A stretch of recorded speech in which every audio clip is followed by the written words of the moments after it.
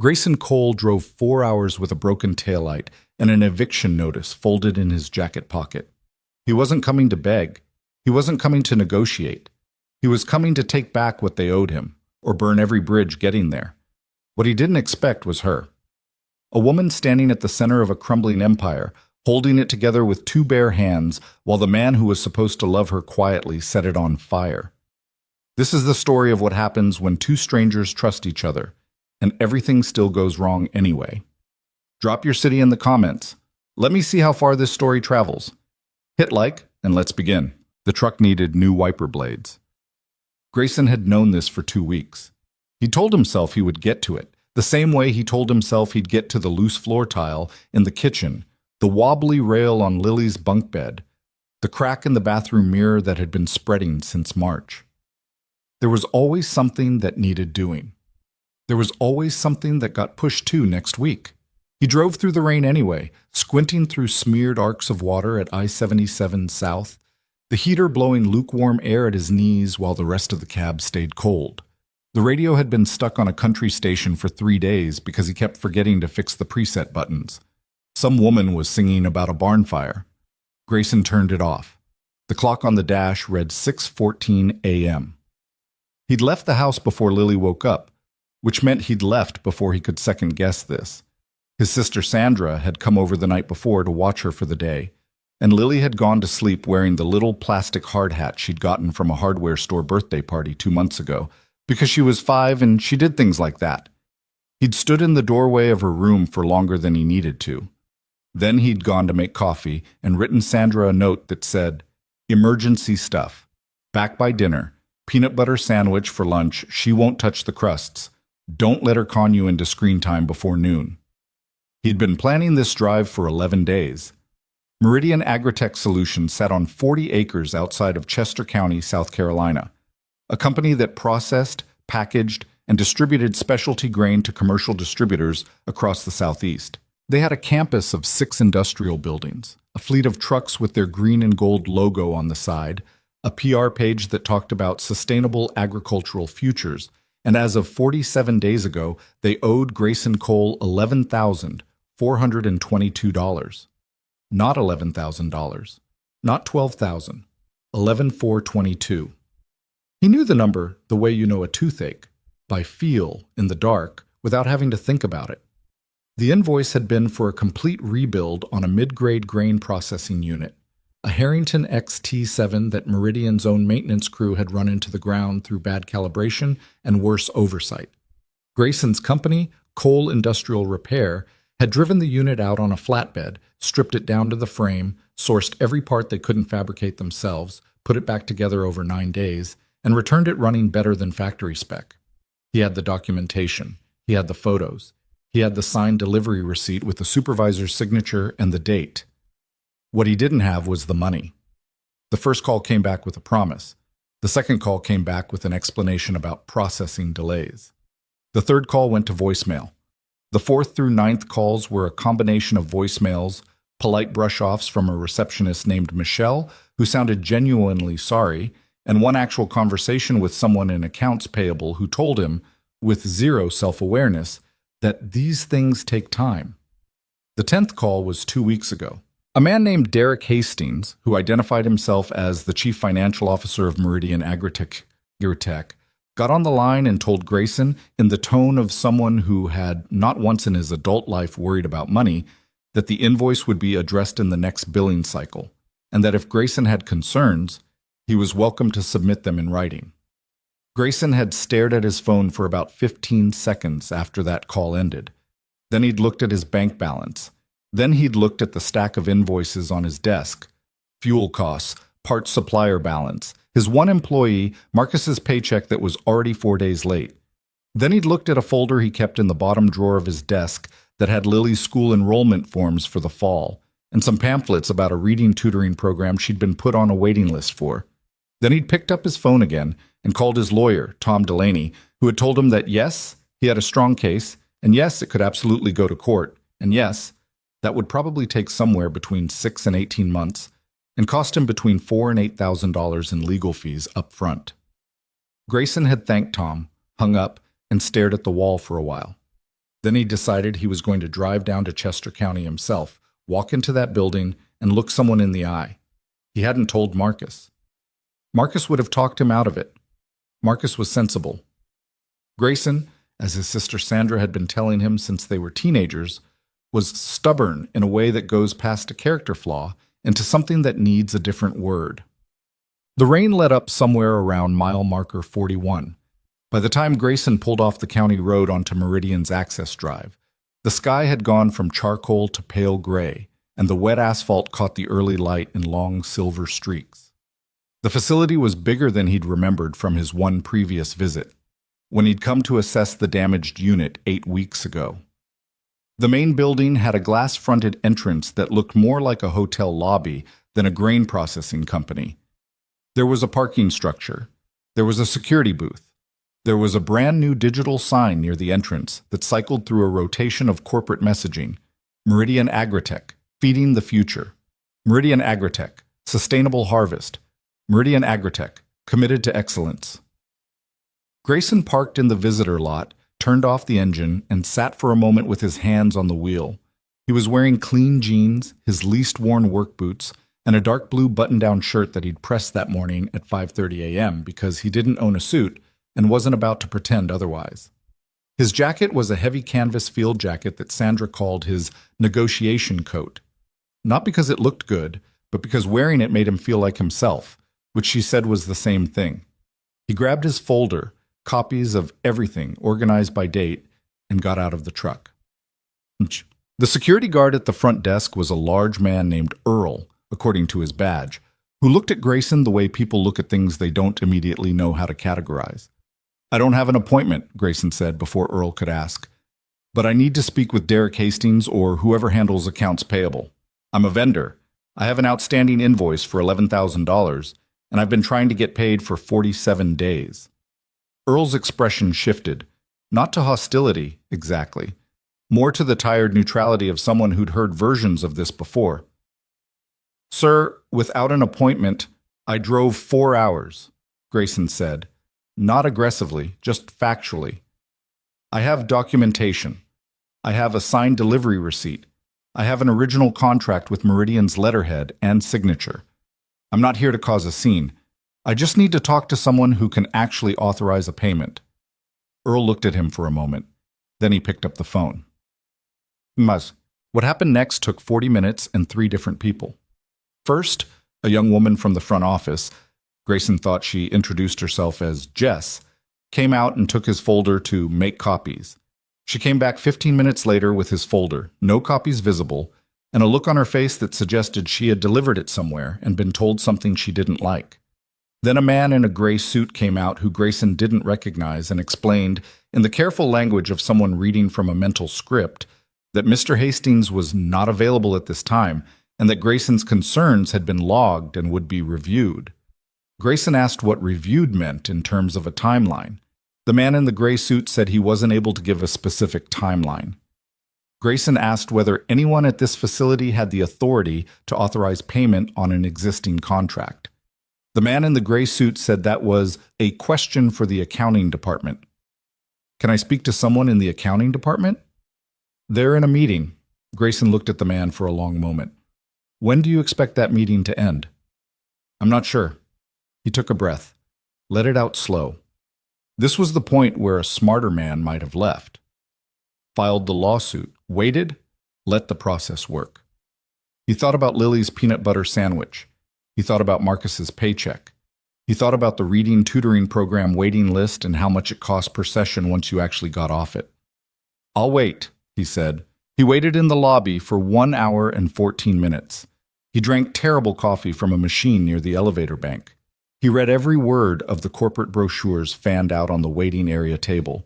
He watched people come and go through the glass doors, men and women in business clothes, carrying tablets and phones, and the specific kind of purposeful expression that meant they were trying to look busier than they were. Nobody came to update him. At 9:47, his phone buzzed. It was a text from Sandra. "Lily wants to know if she can wear the hard hat to Mrs. Patterson's house." He texted back, "Tell her it's a construction zone hat, not a visiting hat. Sandra replied with a laughing emoji, and then, she says that's a dumb rule. I agree with her. The hat stays on. He was smiling at his phone when the elevator doors opened. He didn't look up right away. Mr. Cole? The voice was clear and precise. Not loud, but the kind of voice that fills a room without effort. He looked up. She was maybe 30, possibly a year or two younger than him. She wore a charcoal blazer over a dark shirt, the kind of clothes that were expensive in a way that didn't advertise itself. Her hair was dark and pulled back, and she was carrying a thin leather portfolio under one arm. She looked like she hadn't slept a full night in recent memory. There was a tightness around her eyes, a kind of controlled fatigue, but she stood like she owned the building, because she did. I'm Aurora Sterling, she said. I apologize for the wait. He stood up. Grayson Cole. I know. She extended her hand. Her handshake was firm and brief. I also know why you're here. Can we find somewhere more private to talk? He glanced around the lobby. The security desk, the woman behind the reception counter who was pretending not to watch them. Lead the way, he said. Bummed. She took him to a conference room on the second floor. Not the fancy one, not the glass-walled executive suite he could see at the far end of the corridor. This was a working room, a long table with scratched edges, rolling chairs, a whiteboard with some kind of logistics diagram still written on it in blue marker. There was a coffee carafe on a credenza near the window that looked like it had been sitting there since early morning. The window looked out over the facility's eastern parking area, and beyond that, a stretch of flat farmland fading into morning haze. Aurora Sterling closed the door, set her portfolio on the table, and sat down across from him. She didn't offer small talk. She didn't apologize again. She opened the portfolio, pulled out a single sheet, and slid it across the table. It was a copy of his invoice. $11,422, she said, plus whatever interest your contract specifies for late payment, which I believe is 1.5% per 30 days. You're 47 days out, which puts your current total at approximately $11,574. He looked at the paper, then at her. You did the math, he said. I did the math on 17 of them this morning, she said. You're not the only vendor with an outstanding invoice. You're just the only one who drove here. There was something in the way she said it. Not quite admiration, but something adjacent to it. Like she respected the act even if it wasn't going to change anything. So what does that mean, he said. For me, today. She folded her hands on the table and looked at him directly. It means I owe you honesty before I owe you a check. Because if I hand you a check right now, it will bounce. The room got quiet. Excuse me, he said. I'm not telling you this to avoid paying you, she said. Her voice was level, careful, like she was delivering a medical diagnosis and trying not to add unnecessary alarm to already alarming information. I'm telling you because you drove 4 hours and you deserve a straight answer instead of another runaround. Meridian's primary operating account is currently overdrawn. Our line of credit is frozen. We have 3 contracts in active negotiation that will generate significant revenue, but none of those payments have cleared yet. The money exists in the future. It doesn't exist today. Grayson stared at her. Your own company, he said slowly, can't pay its vendors. No, not right now. And the guy who told me 2 weeks ago that my invoice would be addressed in the next billing cycle. Did he know that? Something shifted in her expression, just briefly. A tightening, a flash of something she controlled quickly. Derek Hastings has been managing financial communications. Whether he had complete information at the time, ma'am. He kept his voice even, but he leaned forward slightly. With respect, I have 1 employee. I have a daughter. I've been waiting 47 days on a payment that I need to make payroll and cover operating costs. If someone at this company knew the account was overdrawn and was still telling me the invoice would be addressed in the billing cycle, that's not a miscommunication. That's something else. She held his gaze. You're right, she said. It is something else. The candor surprised him. He hadn't expected that. Okay, he said, sitting back. So, what do I do? File the lawsuit? You could. You'd win. The timeline would be slow, and it would cost you money up front that you may not have. She paused. Or you could hear what I'm about to propose. He looked at her for a moment. 30 seconds ago, he'd been ready to get up and call Tom Delaney. Now he was sitting there watching a Billionaire, a company whose revenue reports he'd Googled last night and which listed figures in the 9 digits, explained to him that they couldn't cover his invoice, and somehow it wasn't performing. That was the thing he couldn't shake. She wasn't performing any of this. She was just telling him. "I'm listening," he said. What Aurora Sterling laid out in the next 40 minutes was one of the more unusual business conversations of Grayson's life. She didn't soft-pedal it. She didn't use the kind of language that corporate people use to make disasters sound like restructuring opportunities. She talked to him the way people talked when they were out of time for anything else. Meridian Agritech, she explained, was her company. She had built the operational framework for its 3 core divisions over 6 years. She had grown revenue from a regional grain cooperative into a multi-state distribution network with 11 commercial contracts. The company, on paper and on the ground, worked. It generated money. It served real clients. It employed over 200 people in Chester County. The financial crisis was not operational.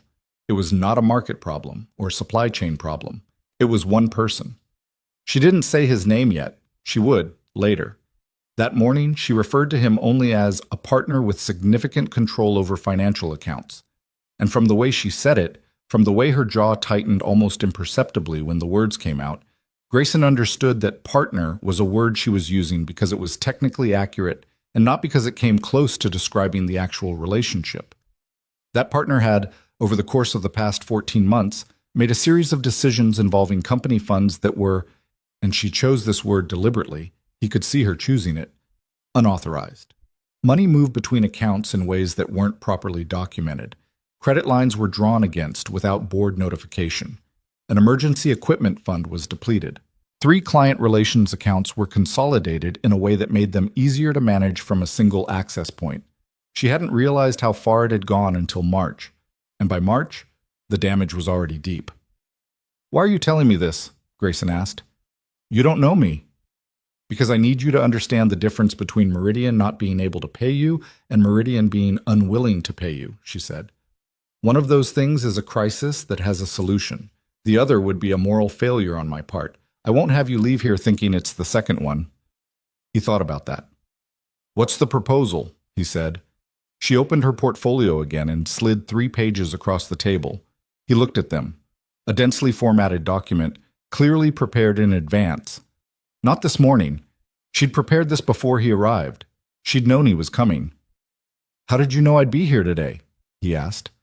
"Earl at the front desk called ahead when you arrived," she said, "but I've been expecting you for about a week. You have a reputation in the industrial services community in this region. People said when you decided to collect a debt in person, you collected it." He wasn't sure whether to be flattered or unsettled by that. He read the document. It was a recovery plan. 30 days. Specifically, it outlined how revenue from 3 existing contracts, which were near closure, would flow through a restructured financial account that Hastings did not have access to. The first of those contracts, a major distribution deal with a food processing company called Barrett Foods, was due to close within the next 2 to 3 weeks. The anticipated payment was substantial, enough to cover all outstanding vendor invoices, including Grayson's, and still leave operating capital for the next quarter.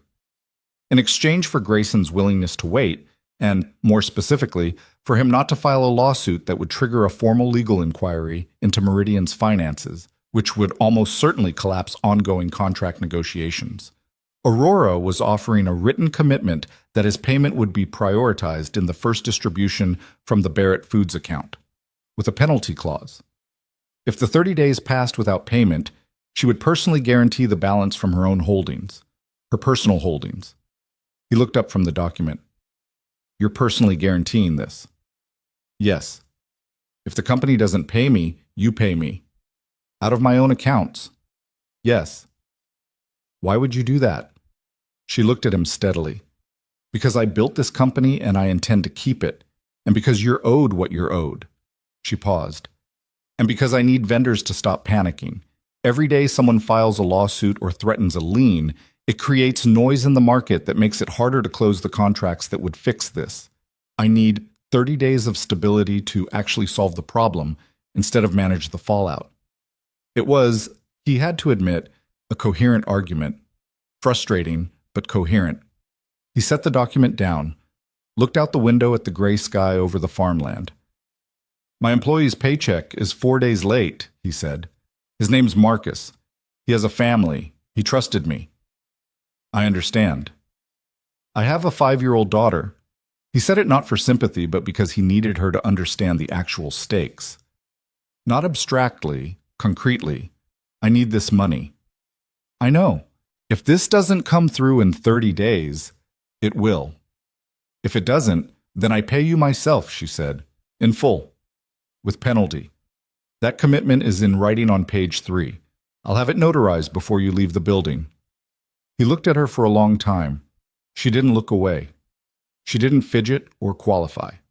She just looked back at him the way someone looked when they'd said exactly what they meant and had nothing to add. You've done this before, he said. Made hard calls, looked people in the eye when the news was bad. Something changed in her face, not softness exactly, more like recognition. Yes, she said, though usually I was the one delivering the news to people who worked for me, not explaining my company's problems to a creditor in a conference room. Does that bother you? She considered the question. Yes, she said finally. It does. That's why I'm sitting here instead of letting Derek handle you. He picked up the document again. Read page 3. The personal guarantee was there, in clear language, with her name and a signature line. He thought about Tom Delaney, about 6 to 18 months and 4 to 8,000 up front. He thought about Marcus. He thought about Lily in her plastic hard hat, asleep in her bunk bed at 6 a.m. I have one condition, he said. She waited. I want visibility, he said, not inside your books. I'm not asking for that, but I want to know where the Barrett Foods negotiation stands. I want someone I can call, not Michelle at reception, not Derek Hastings. Someone who will actually answer and tell me what's happening. She nodded slowly. That someone would be me, she said. Okay, she said.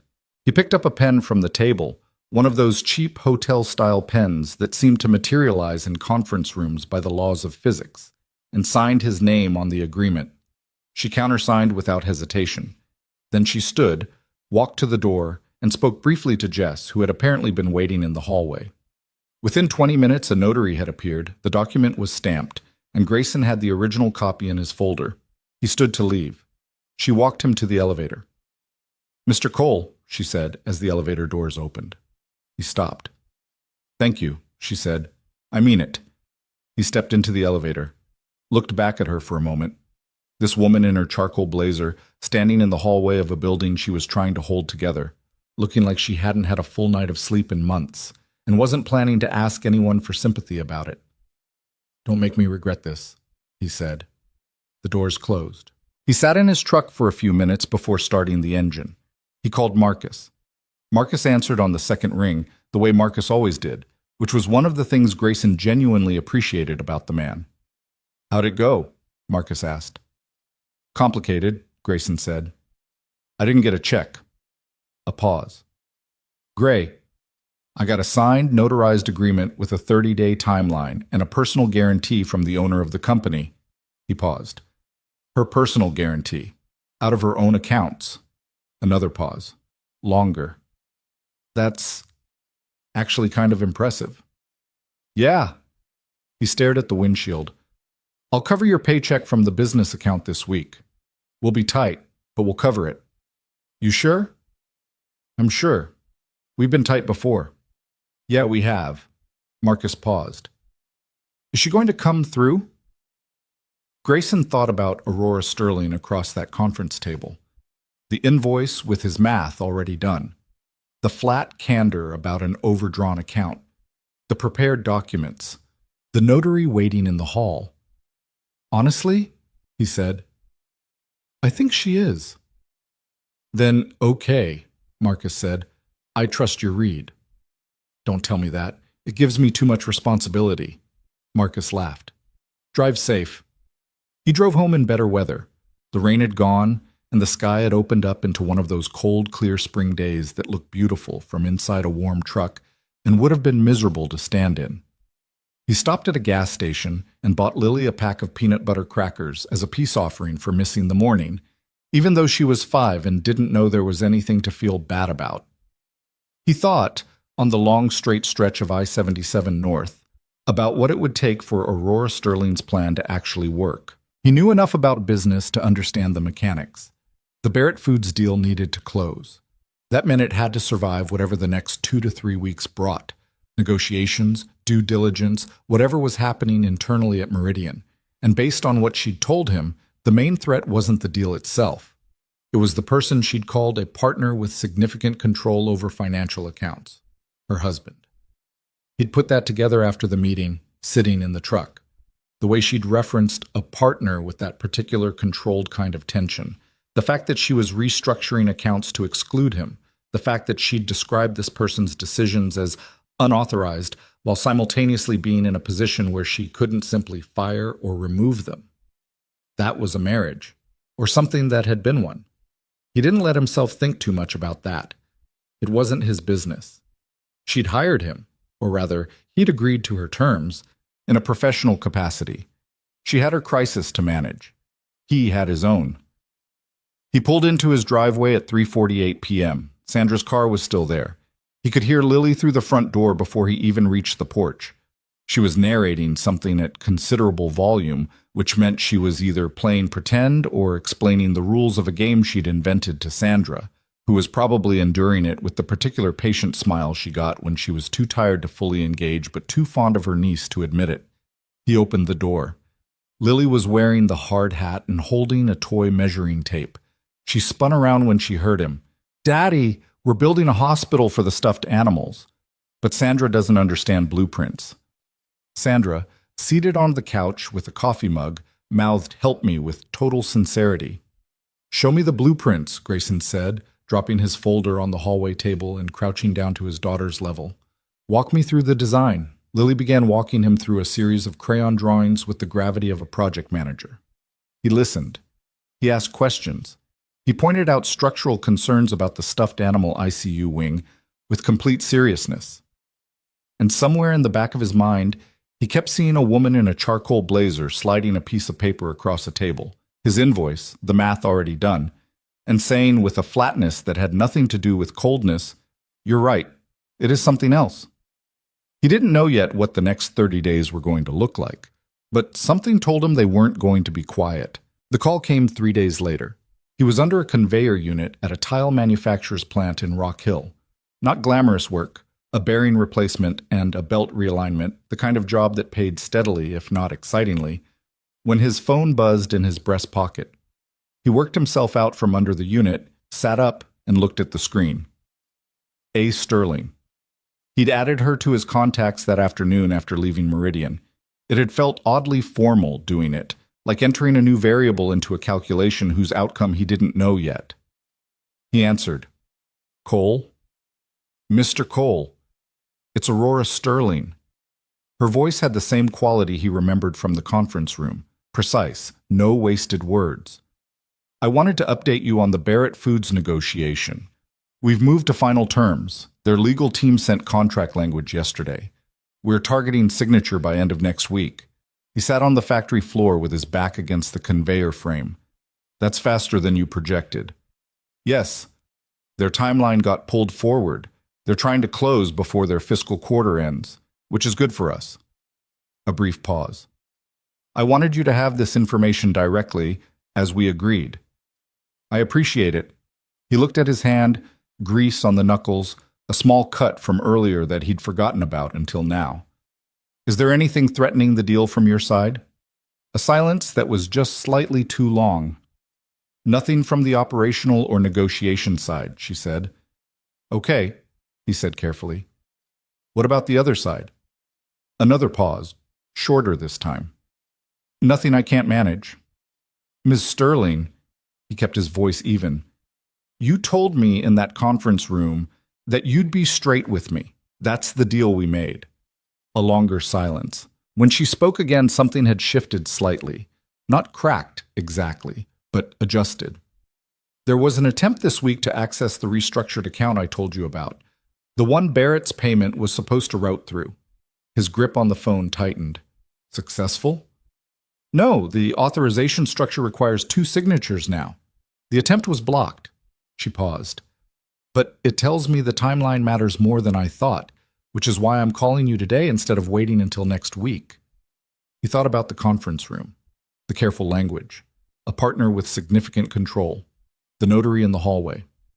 You're making sure I'm still with you, he said, before things get more complicated. She didn't answer immediately. Then, yes. He looked up at the factory ceiling, fluorescent lights, steel beams, the hum of industrial equipment, the kinds of environments he'd spent most of his adult working life in. I'm still with you, he said. For now. But you have to keep calling me. I will, she said. And if something actually goes wrong, you'll know before anyone else outside this company does. He thought that was probably the best offer he was going to get. Okay, he said. Thank you, Mr. Cole. Grayson, he said. He didn't really know why. You can call me Grayson. Mr. Cole is my father, and he would have been more suspicious of you than I am. A quiet sound on the other end. Not quite a laugh, but something. Grayson, she said. Then I'm Aurora. I know who you are, he said. He hung up and sat there for a moment with the phone in his hand. Marcus appeared from around the far side of the conveyor unit, wiping his own hands on a rag, and raised his eyebrows. Meridian? Marcus said. Yeah. Good news or bad? Good news, Grayson said. Probably. He stood up, pocketed the phone, and picked up his wrench. Maybe. Come on, we've got a belt to realign. Marcus looked at him for a moment with the resigned expression of a man who knew that probably maybe was as specific as Grayson Cole was going to get when he'd made a judgment call he wasn't entirely sure about yet. Sure, Marcus said. Let's do the belt. He didn't hear from Aurora again for 6 days. He wasn't worried exactly, but he noticed the absence in the way you notice the absence of a sound you'd gotten used to. He kept his phone charged and the ringer on, which he didn't always do. He checked the Meridian Agritech website twice without finding any news that seemed relevant. He thought about calling, decided against it. She'd told him she would update him, and the update was that things were moving. On day 4, he got a text from a number he didn't recognize that turned out to be a Meridian executive assistant named Daniel. Ms. Sterling asked me to forward. Contract language approved by both parties. Signatures scheduled for Thursday, 10 a.m. She'll call you after. Thursday was in 3 days, he told Marcus. Marcus said, good, because the parts order for the Kellerman job is going to be tight if we don't see some cash movement soon. I know. I'm not panicking, Marcus said. I'm just describing the situation accurately. You're very good at that. Thank you. I practice. Thursday came. 10 a.m. passed, 11 a.m. passed. He was doing paperwork in the small office off the back of his shop, a converted garage that served as Cole Industrial Repair's headquarters, with a beat-up steel desk, a filing cabinet, a whiteboard, and a motivational poster that had come with the space when he rented it 8 years ago, and which he'd never taken down out of a combination of laziness and a private, ironic attachment to it, when his phone rang at 11:47 a.m. It's done, Aurora said. Contract is signed. Barrett Foods. He exhaled. Okay.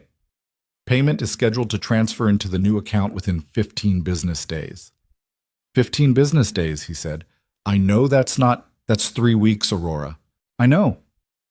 Her voice was steady, but there was something underneath it, not quite stress, something more controlled than stress, which somehow made it feel more serious. The payment will clear. I have no concerns about Barrett's end. What I need is for those 15 days to go normally. He leaned back in his chair. The motivational poster said, every mountain yields to a determined spirit, which at this particular moment felt aggressively optimistic. Define normally, he said. No legal filings that would freeze our accounts. No public reporting that would spook Barrett or our other clients. No interference with the routing of the payment. A pause. I need the next 15 business days to simply be 15 business days. Is that in danger? A pause. I'm managing it. Aurora. I'm managing it, she said again, more firmly. But I wanted you to know the timeline. I said 15 days, but realistically, given how transfers work with our banking structure, it could be as early as 10. Okay? He thought for a moment. What do you need from me? A silence. Like the question surprised her. What? You keep updating me because we have an agreement, he said. Fine, but you also keep calling at moments that feel like more than courtesy. So I'm asking, is there anything I can actually do that would be useful, or am I just supposed to sit here and wait? The silence stretched longer this time. I don't have a good answer to that, she said finally. I've been managing this alone for a long time. People call me when they need things. I'm not sure anyone's asked me that question recently. He didn't say anything. Sometimes it was better to just wait. I'll call you if something comes up that I think you can help with, she said. That's the most honest answer I have. Good enough, he said. Grayson. Yeah. Thank you for... She stopped. Started again.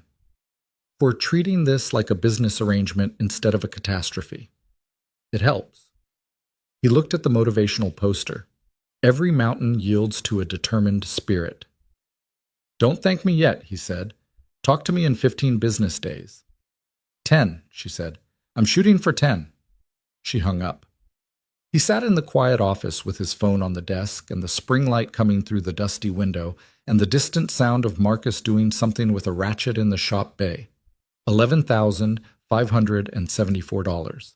In 10 to 15 business days. He needed to believe that. He was choosing to believe that. The difference between those two things he had learned over 32 years of being imperfectly himself in an imperfect world was smaller than most people like to admit. He opened his laptop and got back to the paperwork. Outside, the day went on without caring what he decided. The 10 days Aurora had promised turned into 12. Not because Barrett Foods backed out, not because the contract fell apart. The transfer simply moved at the speed that wire transfers moved when they passed through 3 different banking institutions, each with its own processing schedule and verification requirements. Grayson knew this.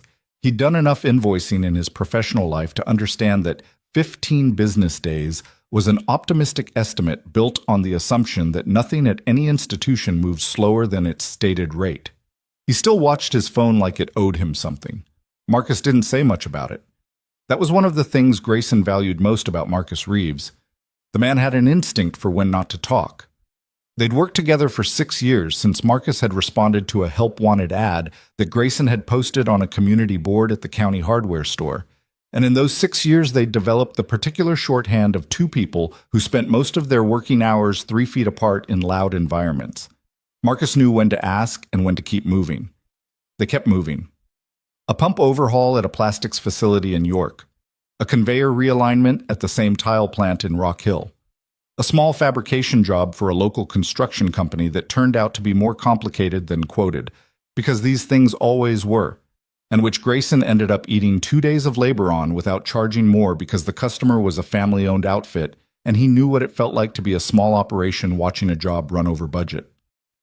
Sandra called twice that week, once to report that Lily had announced at dinner that she wanted to be a building fixer when she grew up, which Sandra presented as evidence of Grayson's influence. The second time to ask if he was eating, which was Sandra's way of asking if he was doing okay, which was Sandra's way of saying she could tell something was on his mind. I'm fine, he said. You say that when you're not fine, and also when you are fine, so it's a useless data point, she said. I'm functioning. Better. Is it the Meridian thing? Yeah. Do you think she's going to come through? He thought about Aurora Sterling in that conference room. The notary. The personal guarantee, the careful, direct way she'd talked about a situation most people would have dressed up in softer language. Yeah, he said. I think she will. Then stop watching your phone and go eat something. He ate something. He kept watching his phone. On day 12, at 8:23 in the morning, a text arrived from Daniel, the executive assistant. Transfer initiated. Clearing time 24 to 48 hours per bank. Ms. Sterling will call this afternoon. He read it twice, set his phone face down on his desk, picked it up and read it again. Then he walked out into the shop bay where Marcus was doing a pre-inspection on the York pump unit before they loaded it for return and said simply, "Money's moving." Marcus set down his clipboard. Yeah? Moving. Marcus nodded once. Okay then. He picked the clipboard back up. Help me with this intake seal. I think it's going to need a second look before we sign off. They looked at the intake seal. It did need a second look. They gave it one. Aurora called at 2:15 that afternoon while Grayson was parked outside a parts supplier and told him the transfer had cleared their receiving account and that his payment would be processed by end of business the following day. Her voice was steady in the same way it had always been, but something underneath it had loosened slightly. Not relief, exactly. More like the particular quiet of someone who had been holding tension in their shoulders for a very long time and had just cautiously let it down an inch. End of business tomorrow, he confirmed. Yes. Direct deposit to the account number you gave us. Full amount plus the late payment interest. She paused. $11,574. You still remember the number? I remember all of them, she said. Every vendor on that list. I've been carrying them. He believed her. That was the thing about Aurora Sterling that he'd come to understand over the past 2 weeks. She didn't say things to perform competence or compassion. She said things because they were true, and she'd decided they were worth saying. Good, he said. You should let yourself feel that for a minute. Whatever it takes to get something like that done. A brief silence. Is that a compliment? It's an observation. I'll take it. Another pause. There's something else I'd like to discuss with you when you have time. Not today, but soon. I've got time tomorrow after the deposit clears. Something that was almost a laugh. Fair enough. I'll call you tomorrow afternoon. Tom. The money hit his account at 4:47 p.m. the next day. He was at his desk when the notification came through. He looked at the number on the screen for a long moment, opened his banking app, confirmed it was real, closed the app, opened it again, closed it. He texted Marcus a single word. Cleared. Marcus replied with a thumbs up and then, buy Lily something good. He paid Marcus first, full amount plus a small bonus that he probably shouldn't have been generous enough to add, but which felt necessary in a way he couldn't entirely articulate. Then he cleared the parts supplier balance and made a dent in the fuel account. Then he sat in the quiet of his office for a few minutes and looked at the motivational poster. The mountain.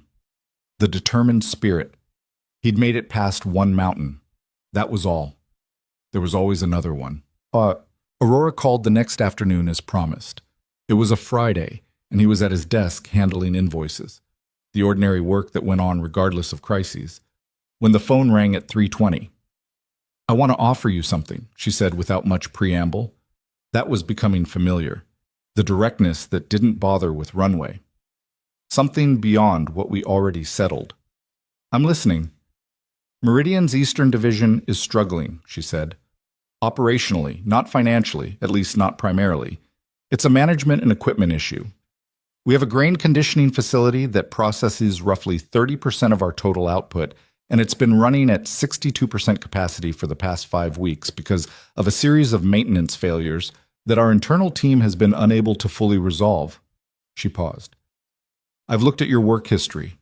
The Harrington X T7 rebuild, references from 3 other commercial clients, your turnaround time, your documentation. You vetted me, he said. I vetted you the morning you walked in, she said. I wanted to know who I was talking to. That was also, he was beginning to understand, characteristic. Aurora Sterling did not wing things. Okay, he said. What are you proposing? A consulting and service contract, month to month, cancelable by either party with 30 days' notice. Your company handles maintenance assessment and repair work for the Eastern Division. Priority access to our facilities, advanced scheduling, and a fixed monthly retainer plus job costs. She named a figure. He was quiet for a moment. The figure was substantial, not life-changing. His wasn't that kind of story, and he knew it. But it was the kind of steady income that would let him expand. Hire a second mechanic. Buy the new diagnostic equipment he'd been quoting against competitors who had it, and he didn't. Maybe stop sweating payroll at the end of every lean month. Why me? He said. You have Meridian's budget. You could hire any industrial service company in the Southeast. I could, she said. Most of them have more staff than you. Some of them have better equipment.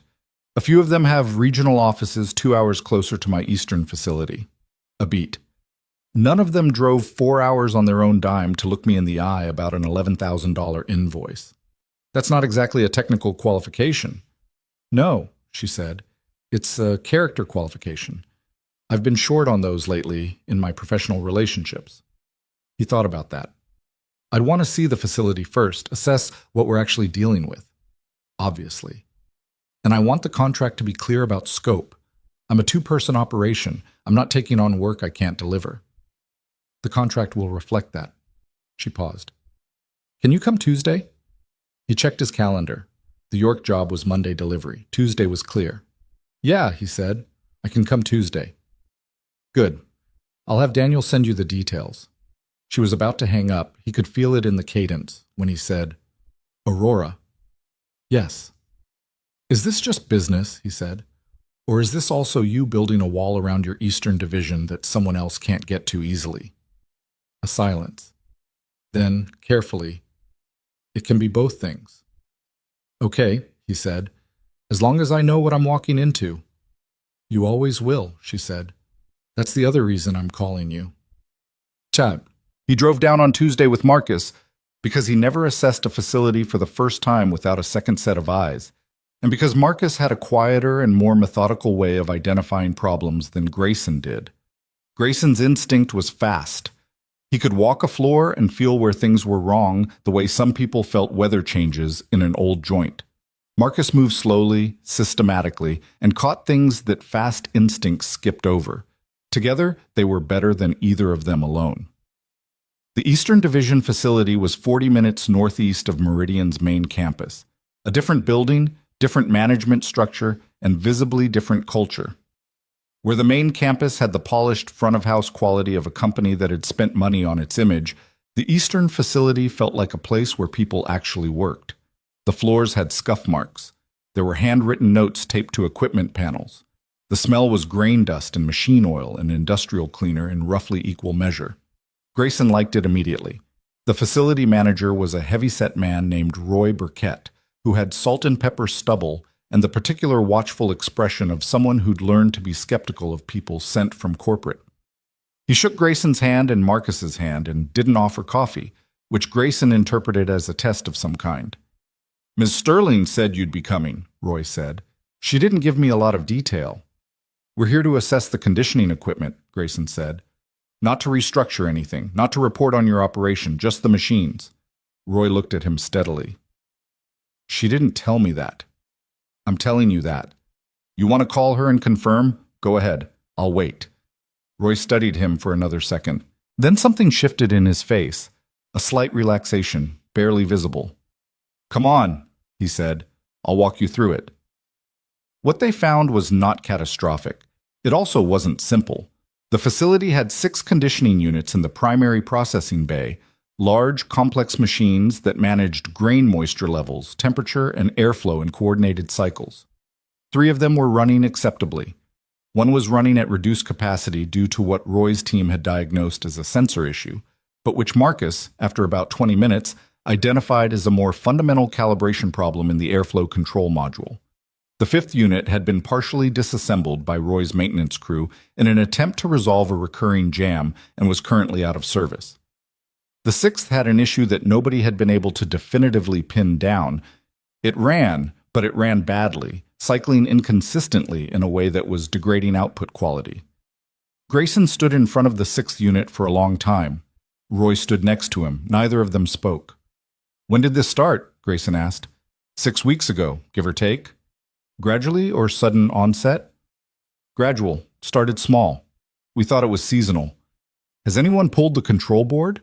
Roy made a sound that was somewhere between a laugh and a sigh. My guy tried, couldn't get the diagnostic software to communicate with it properly. What software are you running? Roy told him. Grayson nodded slowly.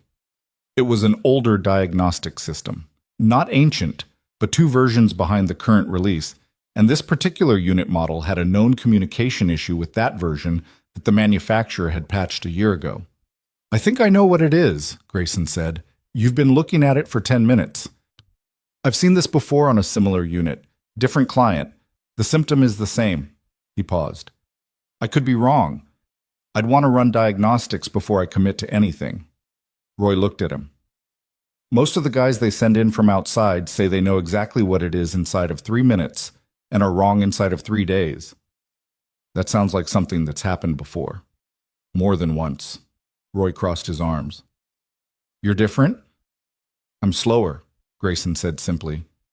And I don't say I know things I don't know yet. Roy was quiet for a moment, then, You want the coffee now? Yeah, Grayson said. I'll take the coffee. They spent 6 hours in that facility. Marcus filled 2 pages of notes. Grayson photographed every unit from multiple angles and spent 45 minutes under the partially disassembled 5th unit with a flashlight, confirming that Roy's crew had actually been on the right track with the jam. They'd just stopped 1 layer short of the actual source. By the time they left, Roy was standing at the facility entrance with his arms uncrossed, which was the closest thing to enthusiastic approval they were likely to get from the man. He shook both their hands again. I'll tell Miss Sterling you were thorough, he said to Grayson. Tell her we'll have a written assessment to her by Thursday, Grayson said. She'll want it Wednesday. Grayson looked at Marcus. Marcus gave the very slight, barely perceptible shrug that meant I can make Wednesday work if you can. Wednesday, Grayson said. They sent the assessment Wednesday morning. Aurora called Wednesday afternoon. This is thorough, she said. That's what Roy said. Roy doesn't say that about people. I got that impression. He leaned back in his office chair. Through the window, he could see Marcus loading equipment into the truck for tomorrow's job. 3 of the 6 issues are resolvable within a week. The 5th unit needs 2 to 3 weeks and some parts that'll need to be sourced. The 6th one, I stand by my read, but I want to run the updated diagnostic before I put a timeline on it. Can you start next week? I'll need the contract finalized first. I'll have it to you by Friday. It was to him by Thursday. He read every word, which took longer than it should have because contracts were not his native language, and then called Tom Delaney, his lawyer, who read it and said it was reasonable and standard for what it was. Grayson signed it Friday morning. He scanned and sent it back. Daniel from Meridian confirmed receipt within an hour. He was under contract with Meridian Agritech. He wasn't sure how he felt about that. Not uncertain exactly. He'd looked at the numbers, and the numbers made sense. But there was something qualitatively different about going from a creditor who'd been stiff to a vendor under active contract. It changed the nature of what he was doing there. It changed what he stood to lose. He didn't say this to Marcus. He thought Marcus probably understood it anyway. The first week of actual work at the Eastern facility went normally, which surprised nobody more than Roy Burkett, who had apparently been conditioned by years of outside contractors to expect delays, miscommunications, and the particular professional arrogance of people who were certain before they were knowledgeable. Grayson and Marcus were not those people. They showed up when they said they would. They worked methodically. They communicated clearly with Roy's team instead of around them. When Grayson's diagnosis on the 6th unit turned out to be correct, the updated diagnostic software confirmed the control board communication error. Roy said nothing, but he brought a second round of coffee without being asked, which Grayson was learning to read as the man's primary emotional language. 3 units returned to full operation by end of week 1. The 4th, the calibration issue, needed a replacement control module that Marcus located through a parts network they used, which arrived faster than expected and was installed by midweek 2. That brought the facility from 62% capacity to 81%. Roy sent a text to Grayson at 7:45 p.m. on a Thursday night that said simply, "Numbers are up. Good work." Grayson had been giving Lily a bath at the time and had read the text with one wet hand while she demanded to know why he was looking at his phone during bath time, which was a fair point, and he'd put it away. He saw Aurora once during those first 2 weeks. Briefly, she came to the Eastern facility on a Friday afternoon for what Roy called a routine operational check. She made these visits periodically, apparently, though Roy said she'd been making them more frequently lately. Grayson was in the process bay when she arrived, standing on a step platform with his arm inside the casing of the 5th unit, working on the jam resolution that had beaten Roy's team. He heard her voice behind him, talking to Roy, asking about capacity numbers, and became aware, with the particular awareness of someone who was doing focused physical work and didn't want to stop, that she was moving through the facility toward where he was working. He heard her pause a few feet away. "Grayson, give me 30 seconds." He found the catch he'd been reaching for, released it, and backed carefully out of the casing. He stepped down from the platform and turned around. She was in different clothes than the conference room, still professional, but more practically so. Dark slacks, a shirt with the sleeves pushed up.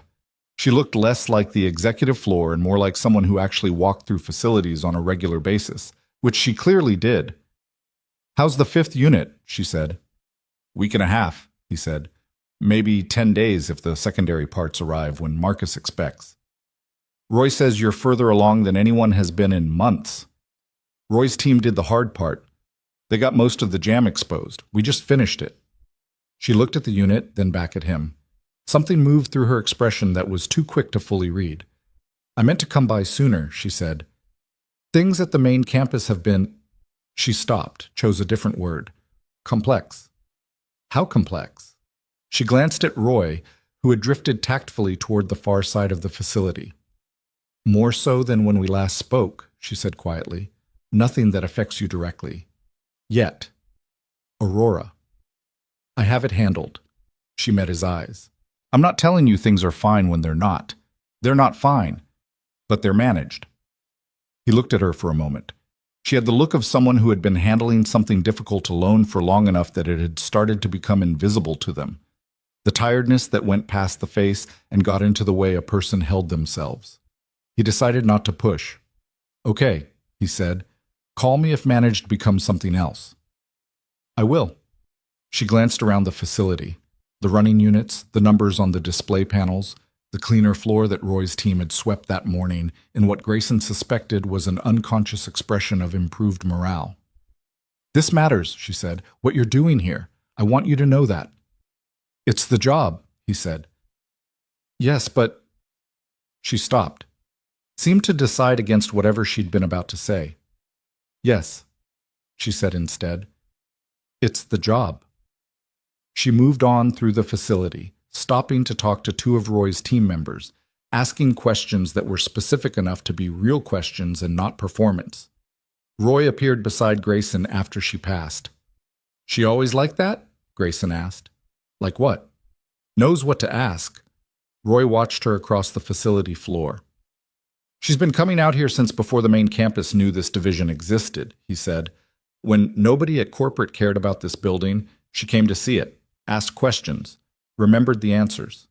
He paused. "There's somebody at that company who doesn't care about any of this the way she does. Whole place knows it. Nobody says it out loud." Grayson said nothing. He turned back to the 5th unit. "She's holding it all up herself," Roy said. "Matter of fact. Not dramatic. Just a man describing what he'd observed. Has been for a while." But Grayson picked up his wrench. "Yeah," he said. "I got that." The second week brought complications, because complications were what happened when the immediate crisis eased enough to reveal the layer of problems underneath it. First, a parts shipment for the 5th unit got delayed at a distribution hub in Charlotte, a supply chain issue that had nothing to do with Meridian or Coal Industrial and everything to do with a regional freight backlog that was affecting the entire Southeast.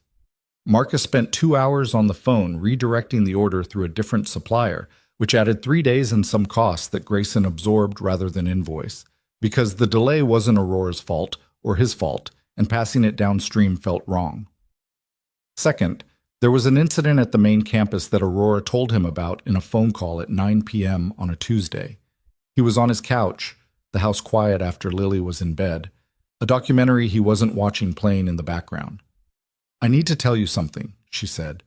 "Not because it directly affects you at the Eastern facility, but because I said I'd be straight with you, and this is the kind of thing that should come from me first." "Go ahead." "There was an attempt today to redirect a portion of Meridian's receivables, money coming in from an existing client, separate from Barrett Foods, through a personal account." A pause. "It was blocked, the same way the last attempt was blocked. But the bank flagged it for review, which means it's now on record." He sat up slightly. "Is that going to affect the Barrett payment or any of the contracts?" "Not directly. Barrett is clean. The contract is clean, but it creates a record that—" She stopped. He could hear her working through how to say it. If it escalates. If someone decides to use this to create a broader financial review of Meridian's accounts, that could slow things. How slow? I don't know yet. I have legal working on it. He was quiet for a moment. The documentary was about the ocean. Something large and dark moved across the screen without sound. I need you to tell me something honestly, he said. Yes. Is there a version of this where Meridian doesn't survive the next 60 days? A long silence. He counted to about 8 before she answered. There's a version where Meridian survives but looks very different at the end of it, she said. There's a version where the Eastern Division gets separated from the main corporate structure and continues independently. There's a version where restructuring becomes necessary. She paused. There is not a realistic version where your current contract becomes invalid. The Eastern Division's revenue is clean and operationally separate. That wasn't exactly what I asked. I know. Her voice was careful, even. You asked if there was a version where Meridian doesn't survive. The honest answer is that there is. It would require several things to go wrong simultaneously. It's not the outcome I'm working toward, and it's not the outcome I believe is going to happen. She stopped. But I promised you honesty. So yes, that version exists. He leaned back on the couch. The ocean on the screen, something enormous and patient moving through dark water. Okay, he said. Okay, she said, like she wasn't sure what it meant. I'm not walking, he said. I just needed to know the actual landscape. Another pause. When she spoke, her voice had changed by a degree or two. Something in it that wasn't quite relief, but was in the neighborhood. You're very hard to rattle, she said. I'm rattled, he said. I'm just quiet about it. A short silence. Then something he hadn't heard from her before. A real, unguarded, slightly surprised laugh. Brief, gone almost as fast as it appeared, but real. Get some sleep, he said. You too, she said. How's your daughter? The question surprised him. He hadn't told her much about Lily, only what he'd said in the conference room, which was essentially nothing beyond the fact of her existence and age. She's good, he said. She decided this week that bunk beds are for babies, and she wants to sleep on the floor. Is she sleeping on the floor? On a sleeping bag. She thinks it's camping. That seems like a good solution. She's 5. Good solutions and terrible solutions look the same to her. He paused. She's good. She's the reason I drove 4 hours. I know, Aurora said quietly. After they hung up, he sat there for another few minutes with the ocean playing silently on the screen. Then he turned it off and went to bed, and he lay there for a while thinking about a company trying to survive and a woman holding it together by herself and the particular kind of trust that got built not by things going well, but by things going badly, and both sides telling each other the truth anyway. He didn't know what to do with that. Not exactly. But he thought he should probably figure it out. Okay, by the end of week 3, the Eastern facility was running at 93% capacity. Roy sent him a text that said, "Never seen these numbers before." Then, a few minutes later, "Don't tell anyone I said that." Then, "Seriously, good work." Marcus, who had heard all of this read aloud, said, "Is that Roy's version of a standing ovation?" "I think so." "Then I'll take it." The 5th unit came fully back online on a Thursday. Grayson was there for it. He'd scheduled his other jobs around it, which he wouldn't have done for a client he trusted less, and which he wasn't entirely sure was a business calculation, as opposed to something else he wasn't fully naming yet. He watched the unit cycle through its first complete sequence at full operation, the numbers settling into range, the airflow stabilizing, and felt the particular satisfaction of a machine that had been broken now running correctly. There was no feeling quite like it. Not to him. It was the closest thing he had to a constant. Roy was standing beside him. Neither of them said anything for a moment. 6 for 6, Roy said finally. 6 for 6, Grayson agreed. Roy looked at him with the measured respect of a man who did not give respect easily. When you coming back? Monthly maintenance schedule starts next week, Grayson said. Marcus will handle most of it. I'll come quarterly for full assessments unless something comes up. Roy nodded. Good. He stuck out his hand. Grayson shook it. He drove home that Thursday evening feeling the tiredness of 3 weeks of intense focused work, and underneath it, something steadier. Something that wasn't exactly satisfaction and wasn't exactly relief, and was maybe just the simple, hard-earned sense of having done what he said he would do. His phone rang as he pulled off the highway. He answered through the truck's speakers. All 6, Aurora said. Roy told me. Roy talks to you faster than he talks to most people. Roy has known me for 4 years. He talks to me when things happen worth reporting. A pause. This qualified. He drove for a moment in the quiet between them. Outside, the late afternoon light was low and amber over the flat fields on either side of the road. You held up your end, he said. So did you. What's next? He said. She didn't answer right away. He could hear her thinking, the particular quality of silence that meant she was choosing words carefully rather than just finding them.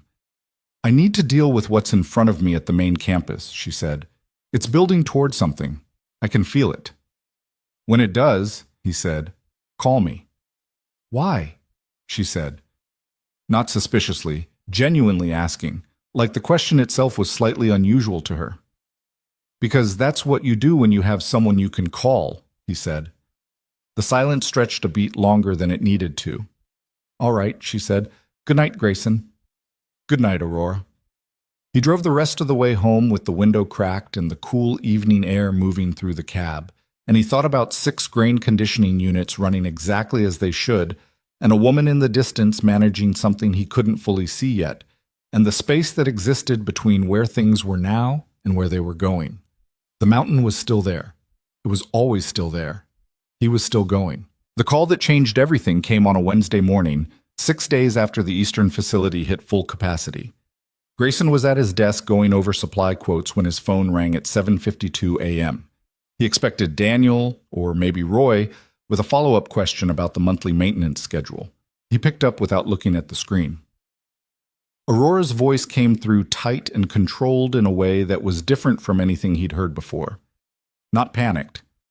Aurora Sterling, he had come to understand, did not panic in the conventional sense, but there was a quality to her voice that morning, a compression, like someone speaking carefully because the alternative was not speaking carefully, that put him on alert before she'd finished her first sentence. I need to tell you something before you hear it from anyone else, she said. He set down his pen. Talk. The Barrett Foods payment, the one that cleared 3 weeks ago and funded your invoice along with the other vendors. She paused.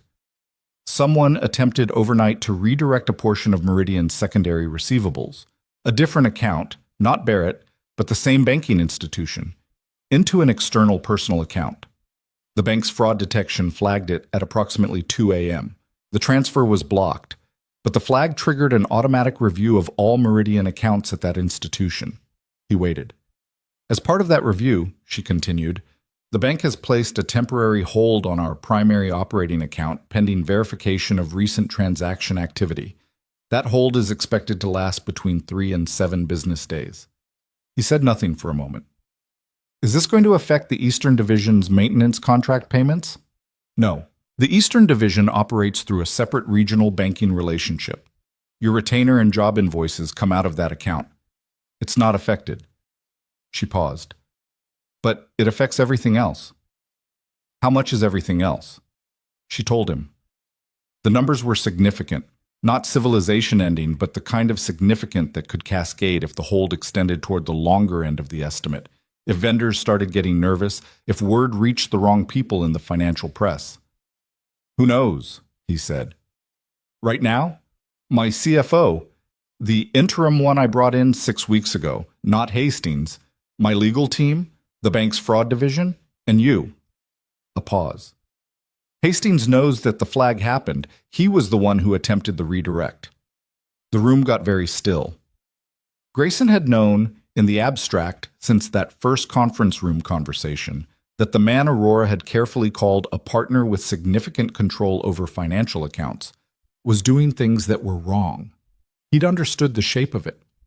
But there was a difference between understanding the shape of something and hearing, at 7:52 on a Wednesday morning, that a specific person had tried to steal from his own company in the middle of the night and tripped a fraud detection system doing it. "Derek Hastings," he said. "Yes." "Your CFO." "Former CFO. I terminated his employment at 6 this morning." Her voice was absolutely flat. He had already been removed from account access 2 weeks ago. What he attempted last night was through a third-party banking access he'd set up months ago that nobody on my team knew about. The bank found it during the review. "Aurora." He kept his voice level. "Is he your husband?" The silence that followed was maybe 5 seconds. It felt longer. "Separated," she said, "for 8 months. Legally still married." Another pause. "I didn't tell you because it wasn't relevant to our business arrangement. It is now."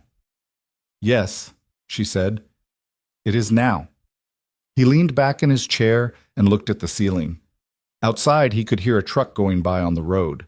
The ordinary sound of an ordinary morning happening around a conversation that was not ordinary at all. "What do you need?" he said. "I need you to not panic," she said. "And I need you to know that I have a plan. I've been building toward this moment for 2 months because I knew something like this was coming. I just didn't know exactly when." "Tell me the plan." "Not over the phone," she said. "Can you come to the main campus today?"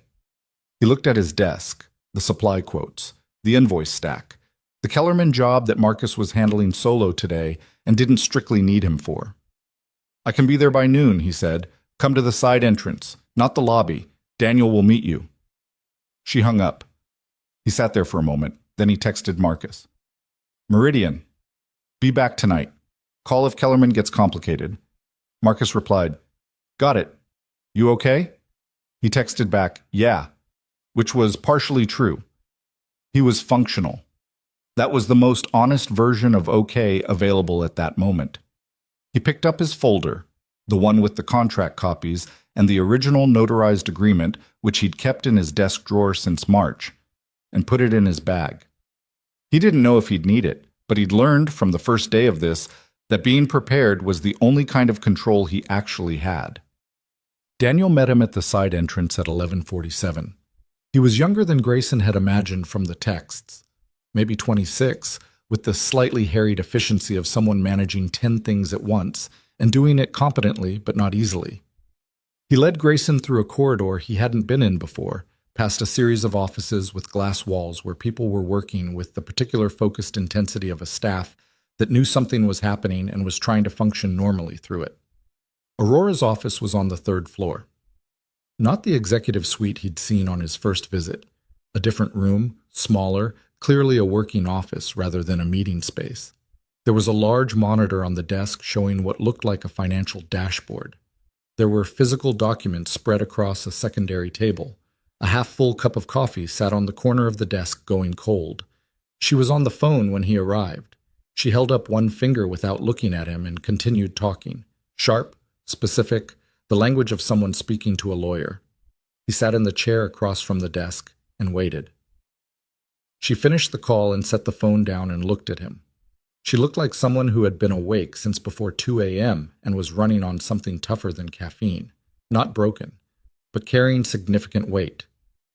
"Thank you for coming," she said. "Tell me what you have," he said.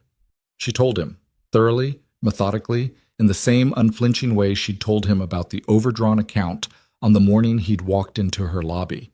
What she laid out over the next 40 minutes was both better and worse than he'd feared, in different directions. The worse, Derek Hastings had been systematically, over 14 months, establishing a secondary financial architecture alongside Meridian's legitimate accounts.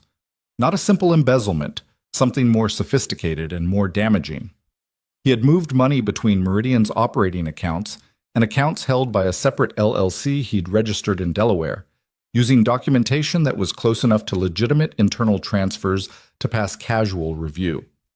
He had drawn against 2 credit lines in ways that created paper trails that, on first inspection, looked like standard operational borrowing. And he had spent the past 6 weeks, since Aurora had begun restructuring accounts to lock him out, looking for gaps. The overnight attempt had been the most aggressive yet. the better.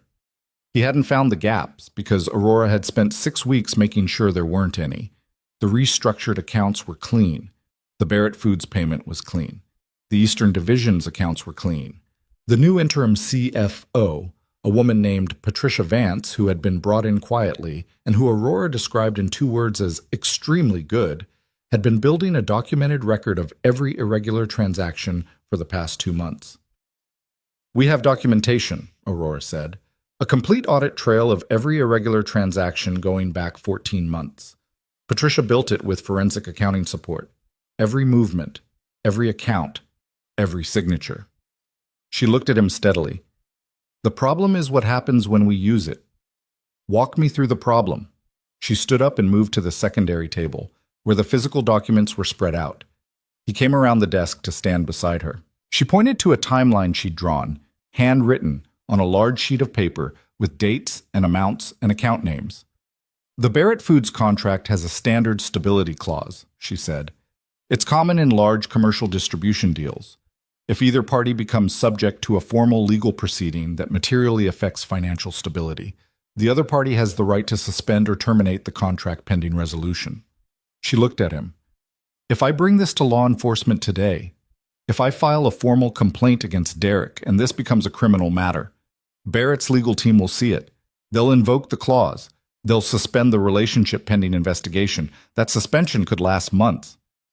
"And your other creditors will hear about a criminal investigation," Grayson said. "Yes.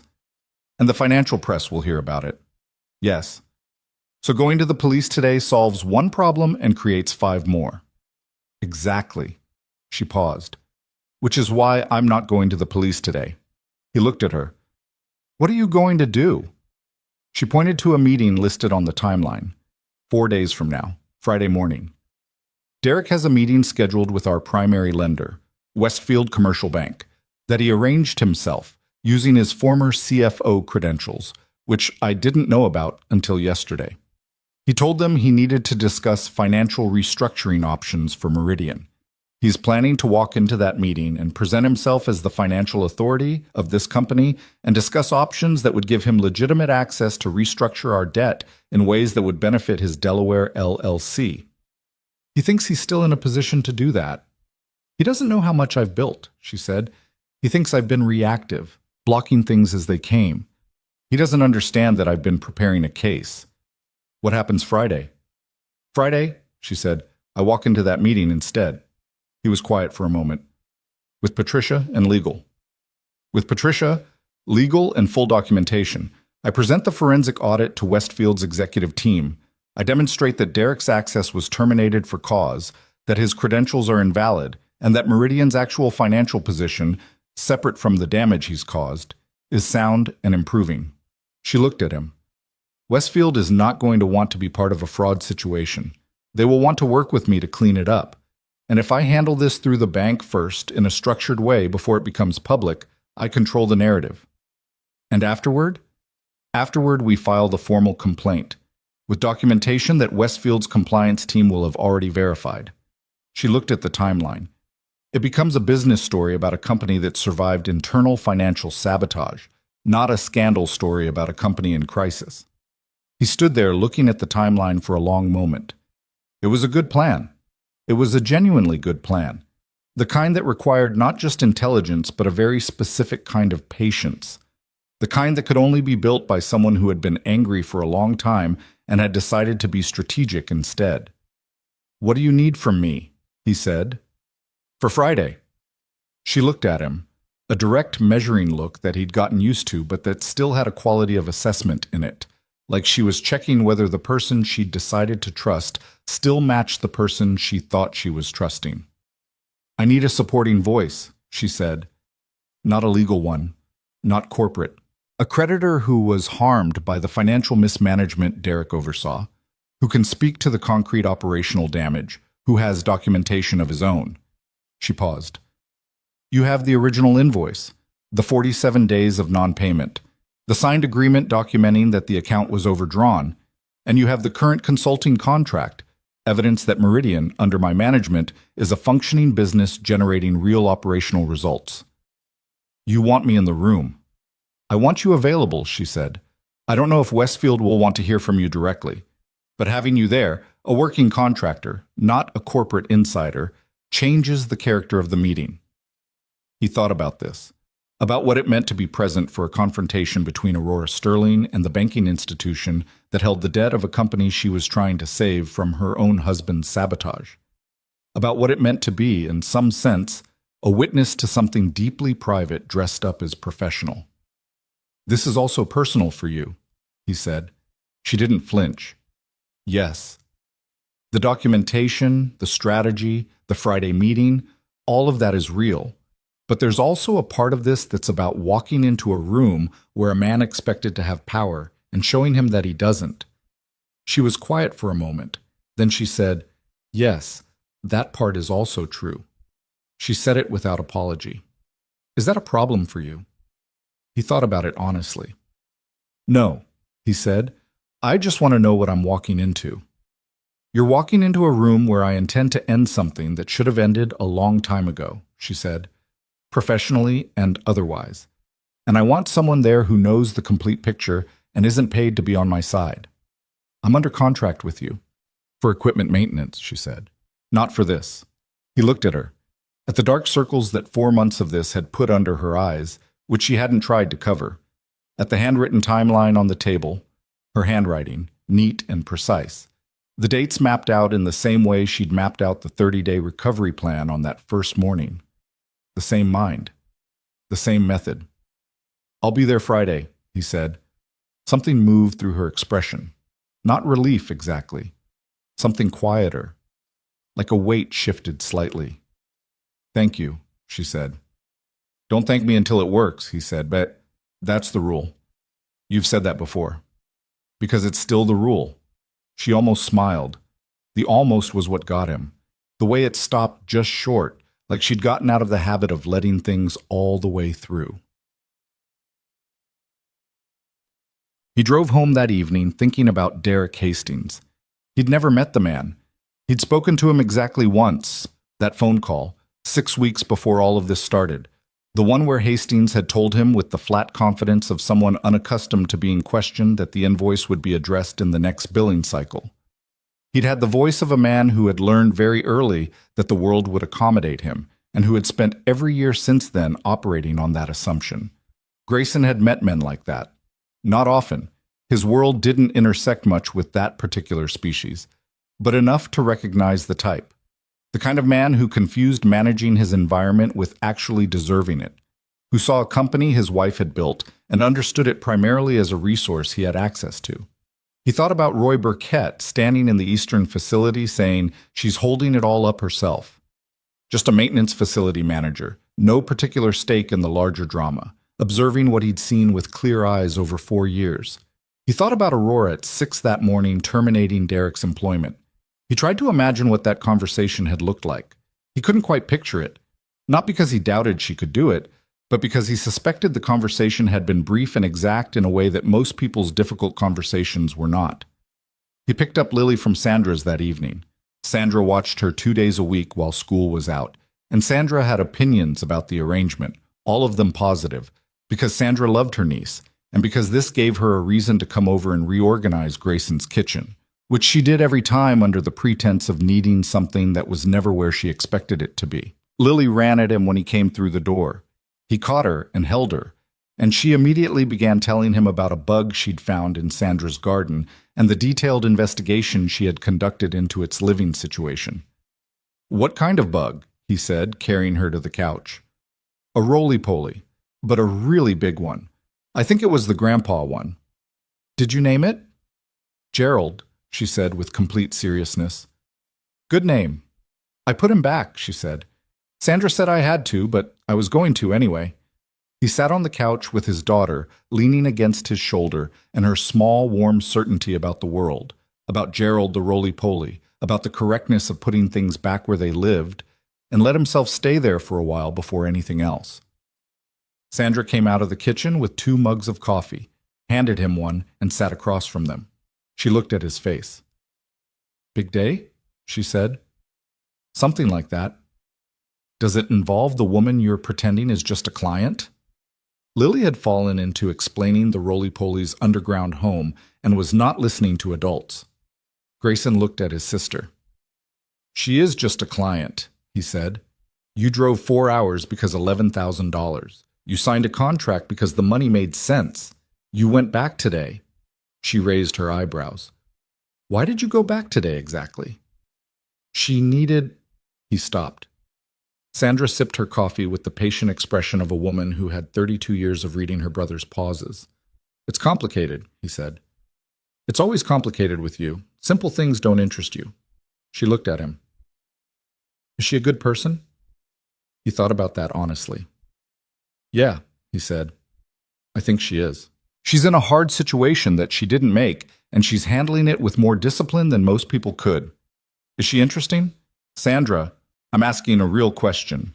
He looked at Lily, who had shifted to drawing something on the back of a grocery receipt she'd found on the coffee table, using a crayon from the permanent stash she maintained in his couch cushions.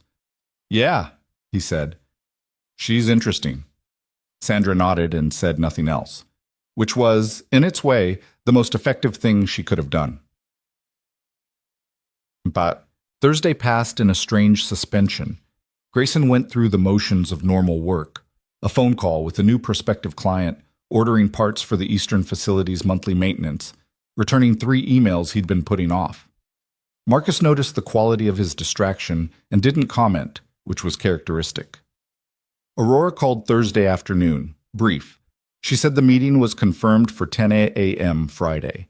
Westfield's CFO and compliance director would be present. Derek had apparently been notified that the meeting was happening, but had not been told Aurora would be there. Legal had reviewed everything. Patricia Vance had prepared the presentation. "How are you feeling?" he asked. A pause. "Prepared," she said, which is not the same as calm. "No," he said. "It's better than calm." "Is it?" "Calm is when nothing matters enough to make you nervous," he said. "Prepared is when something matters a great deal, and you've done everything you could with that." Silence. Then, "Where do you get that kind of thinking?" "From making a lot of mistakes the other way," he said. She almost laughed again. Almost. He was keeping count of the almosts. 10 a.m., she said. "Daniel will have a visitor badge waiting." Friday morning, Grayson put on his cleanest clothes, the dark blue shirt again, pressed, with charcoal pants he'd bought 2 years ago for his cousin's wedding and rarely worn since, and drove to Chester County. The Westfield commercial bank branch that handled Meridian's primary accounts was not in Chester County proper, but in a business district 20 minutes west, the kind of mid-sized commercial area that had grown up around regional financial services, with a cluster of office buildings and a few restaurants that catered to lunch meetings. The bank itself occupied a 2-story brick building with a glass atrium and the particular aesthetic of financial institutions that wanted to project stability without spending too much of their money projecting it. He arrived at 9:35. Daniel was waiting outside as promised, with a visitor badge and the strained expression of a man who knew everything that was about to happen and had probably not slept well. "She's inside already," Daniel said. "Conference room on the 2nd floor. Patricia's with her. Legal's on video if needed." "Has Hastings arrived?" Daniel's expression shifted slightly. "He arrived at 9:15, he said. "They asked him to wait in a separate room." Grayson absorbed this. "He doesn't know Aurora's here." "No." Daniel paused. "She wanted the room first." He followed Daniel through the atrium, up the stairs, past a receptionist who checked his badge with the polite efficiency of someone who had been briefed on the morning's complexity and decided it wasn't her business, and into a carpeted corridor on the 2nd floor. The conference room had a glass wall facing the corridor. He could see Aurora through the glass. She was seated at the far side of the table with a woman he'd never met, Patricia Vance, he assumed, mid-40s, reading glasses pushed up on her head. Beside her, between them on the table were 2 organized folders, a laptop, and a compact external drive. Aurora was looking at something on Patricia's tablet when Grayson came in. She looked up. Her eyes moved over him once, quickly, and something in her settled slightly, the way a person settled when they'd been waiting for something and it arrived. "Grayson," she said. "Thank you." Where do you want me? Here. She gestured to a chair at the side of the table, not her side, not the opposite side. A neutral position, present but not staged. He sat. Patricia Vance looked at him with the direct assessment of someone who had been told he'd be here and had formed an opinion about whether it was a good idea. The opinion wasn't negative. "Mr. Cole," she said. "Ms. Vance, you understand that you're here as an independent party. You may be asked to speak or you may not be. Either way, your presence is itself a kind of testimony." "I understand." She nodded once and turned back to her tablet. The Westfield team came in at 9:58, 2 men.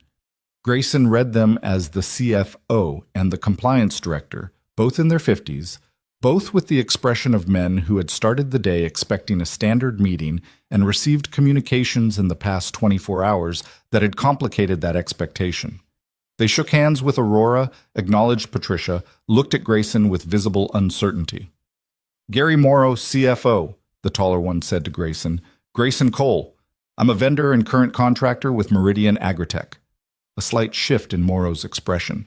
He sat down. The second man, the compliance director, who introduced himself as Brian Esch, took a seat with the particular careful manner of someone who had reviewed documents that morning and was now managing his own reaction to them. At 10:04, the door opened again. Derek Hastings walked in. Grayson had constructed an image of the man over the months, assembled from the single phone call, from Aurora's careful references, from the shape of what he'd done. What he saw was a man in his mid to late 40s, well-dressed, with the kind of surface confidence that came from a lifetime of being the person who walked into rooms and expected them to orient around him. He was tall. He had the kind of jaw that looked decisive until you looked at his eyes, which were already scanning the room and registering in the span of about 2 seconds that something was wrong. He saw Aurora and stopped walking. The stop was brief. He recovered quickly. Grayson watched him recover, watched the small recalibration happen in his expression. But the recovery was visible to anyone paying attention, and everyone in that room was paying attention. "Aurora," he said. The tone was careful, controlled. The tone of a man deciding in real time which version of himself to deploy. "Derek," she said. "Sit down." He looked at Morrow. "Gary, I wasn't aware this was—" "Sit down, please, Mr. Hastings," Morrow said. Not hostile, but unambiguous. Hastings sat. Aurora opened the folder in front of her. She didn't look up at Derek when she started talking. She talked to the room, to Morrow and Esch. And what she presented over the next 35 minutes was systematic, documented, and devastating. She walked through 14 months of transaction history. Patricia brought up supporting documents on the laptop and the wall screen as Aurora referenced them. Account numbers. Transfer dates. The Delaware LLC registration documentation. The third-party banking access that the fraud flag had exposed. The forensic audit timestamps. The 2 previous blocked attempts. Wednesday night's attempt.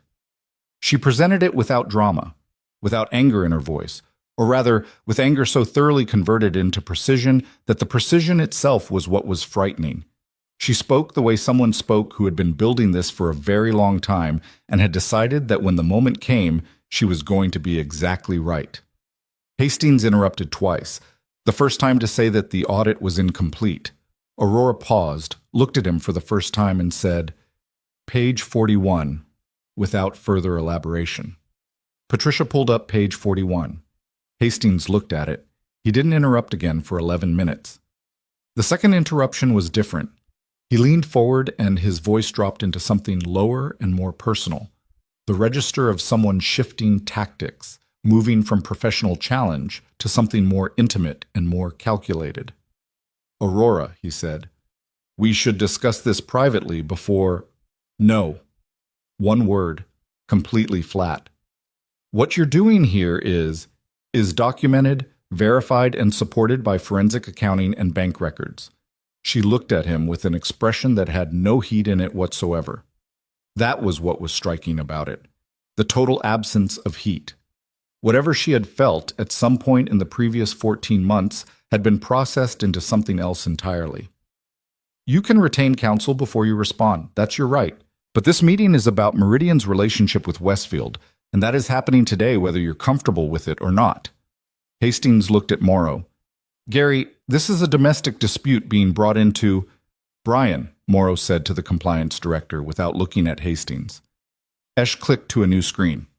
In the past 96 hours, he said, reading from notes, Westfield's fraud division has completed a preliminary review of all account activity flagged in connection with account holder Derek Hastings. We've identified 7 transactions over 14 months that require formal review. He looked up. Mr. Hastings, your access to all Meridian accounts held at Westfield has been suspended as of this morning pending that review. The silence that followed was absolute. Hastings' face went through something. A sequence of responses that moved too fast to fully track. Grayson watched it from his position at the side of the table. The man was processing a situation he had not fully prepared for. He had expected, Grayson suspected, a negotiation. He had expected to be one of 2 powerful people in a room working out a compromise. He had not expected to walk into a room that had already been worked. This is... Hastings started. Mr. Hastings, Esch said calmly, I'd strongly recommend you speak with legal counsel before saying anything further. Hastings looked at Aurora one more time. She was looking at the folder in front of her. Not pointedly, not deliberately avoiding him, simply done with looking at him. That was when Grayson spoke. Quietly. Tomorrow, directly. I'm a vendor and contractor, he said. I've been working with Meridian for about 4 months. Prior to the current contract, I had an unpaid invoice for $11,000 that went 47 days without payment. When I came in person to collect, Ms. Sterling was the one who met with me. She gave me a full accounting of the company's financial situation without softening it, and provided a personal guarantee in writing. He paused. The payment came through. The contract I'm working under now has had every payment arrive on schedule. The Eastern Division I'm supporting has gone from 62% capacity to over 90%. That's the company Ms. Sterling runs. He looked at Morrow. I don't have a corporate stake in this. I have a truck and 2 employees and a shop. I'm telling you what I've seen. Morrow looked at him for a moment, then at Aurora. Then he wrote something down. Hastings said nothing. The meeting ended at 11:40. Westfield's team requested a follow-up with Patricia and legal to complete their review.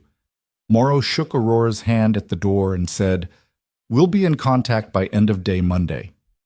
It was not a warm statement, but it was a clear one. Derek Hastings left without speaking again. Grayson watched him go, down the corridor toward the elevator, his shoulders carrying the particular set of a man who had walked into a room expecting to win something and was leaving with nothing except the understanding that the situation was no longer in his control. In the conference room, Patricia was packing her materials with the efficient movements of someone moving to the next task. Aurora stood at the window, looking out at the parking lot below.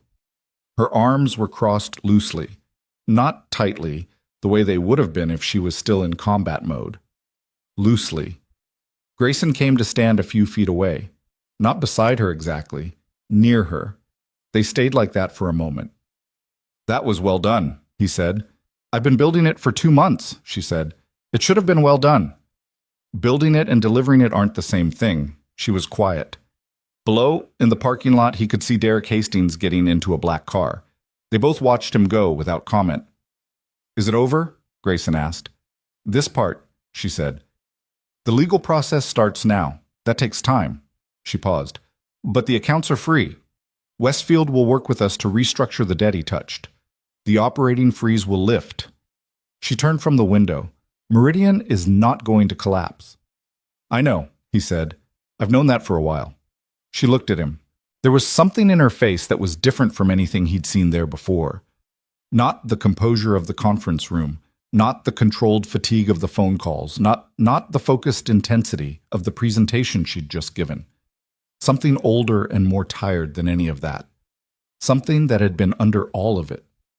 You said don't thank you until it works, she said. Yeah, it worked. He looked at her. At everything in her face that she wasn't quite managing anymore, now that the room was nearly empty and the immediate crisis had passed, and there was nothing left to be precise and strategic about. Then thank me later, he said, when you've had some sleep. She looked at him for a long moment.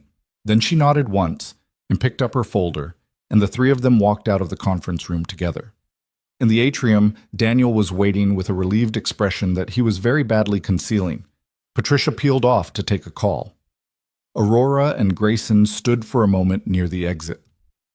"I'll follow up with you early next week," she said, "about the Eastern Division, about the contract going forward." "Take the weekend first," he said.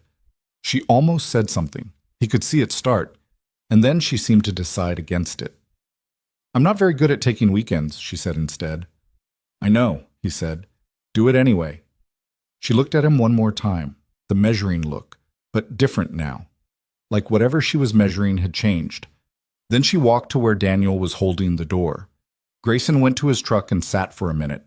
The sun was high and bright over the parking lot.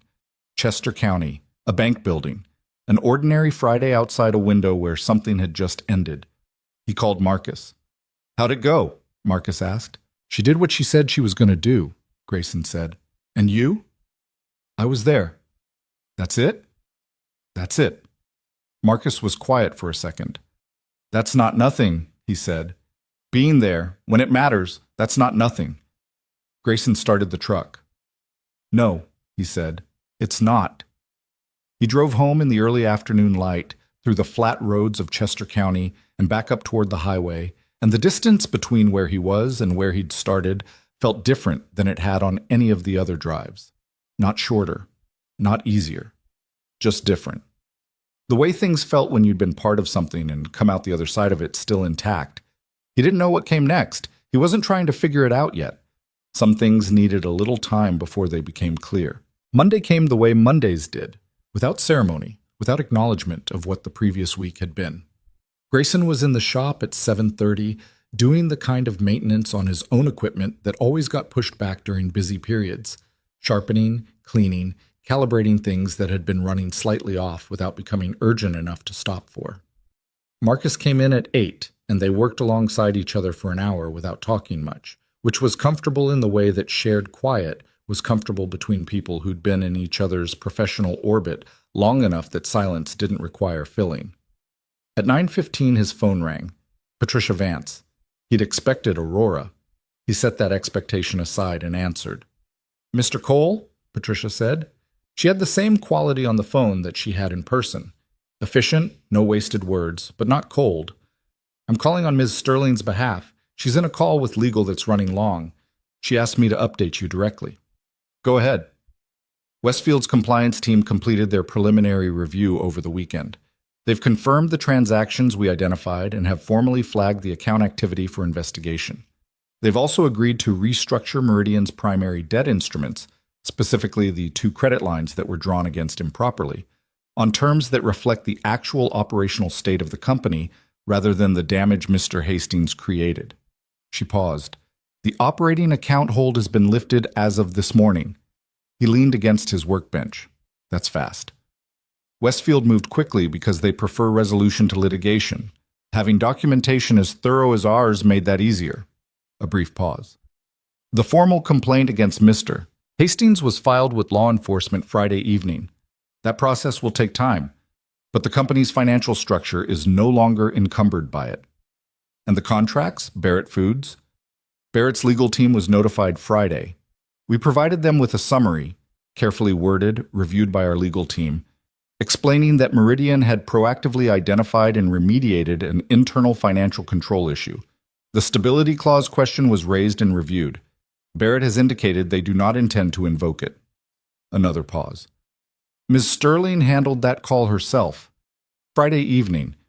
I don't know exactly what she said, but the outcome was what we needed." Grayson was quiet for a moment. He could picture it.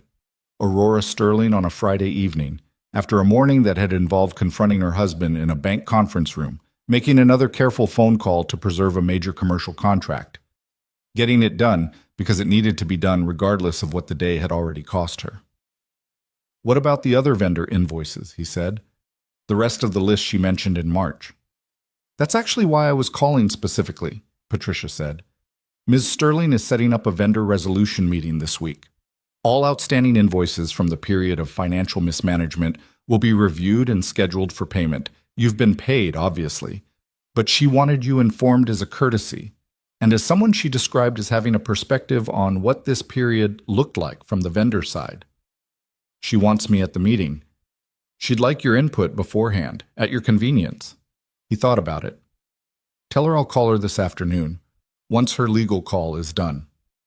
I'll pass that along. A pause. Mr. Cole. I've been doing forensic accounting for 20 years. I've worked with a lot of companies in financial distress. What Ms. Sterling built over the past 2 months, with the documentation and the strategy and the execution, that's not common. I thought you should know that, since you were part of it. She did most of the building, he said. Yes, Patricia said simply. She did. After they hung up, Marcus looked at him from across the shop. Good news? Better than bad, Grayson said. That's your version of great. Yeah. He picked up his wrench. Come help me with this calibration. I've been off on the torque spec and it's going to bother me until I fix it. What? He called Aurora at 2:30. She answered on the third ring, which was slower than usual, and her voice had a quality he hadn't heard before. Not the controlled fatigue he'd grown accustomed to, but something genuinely depleted. The sound of someone who had been running at a sustained level of intensity for a very long time and had just, in the past 72 hours, had the immediate crisis resolve enough that their body was starting to present the bill. Patricia called me this morning, he said. I know. I asked her to. A pause. How are you? The question surprised him slightly, not because it was strange, but because she asked it first before moving to business. I'm fine, he said. How are you?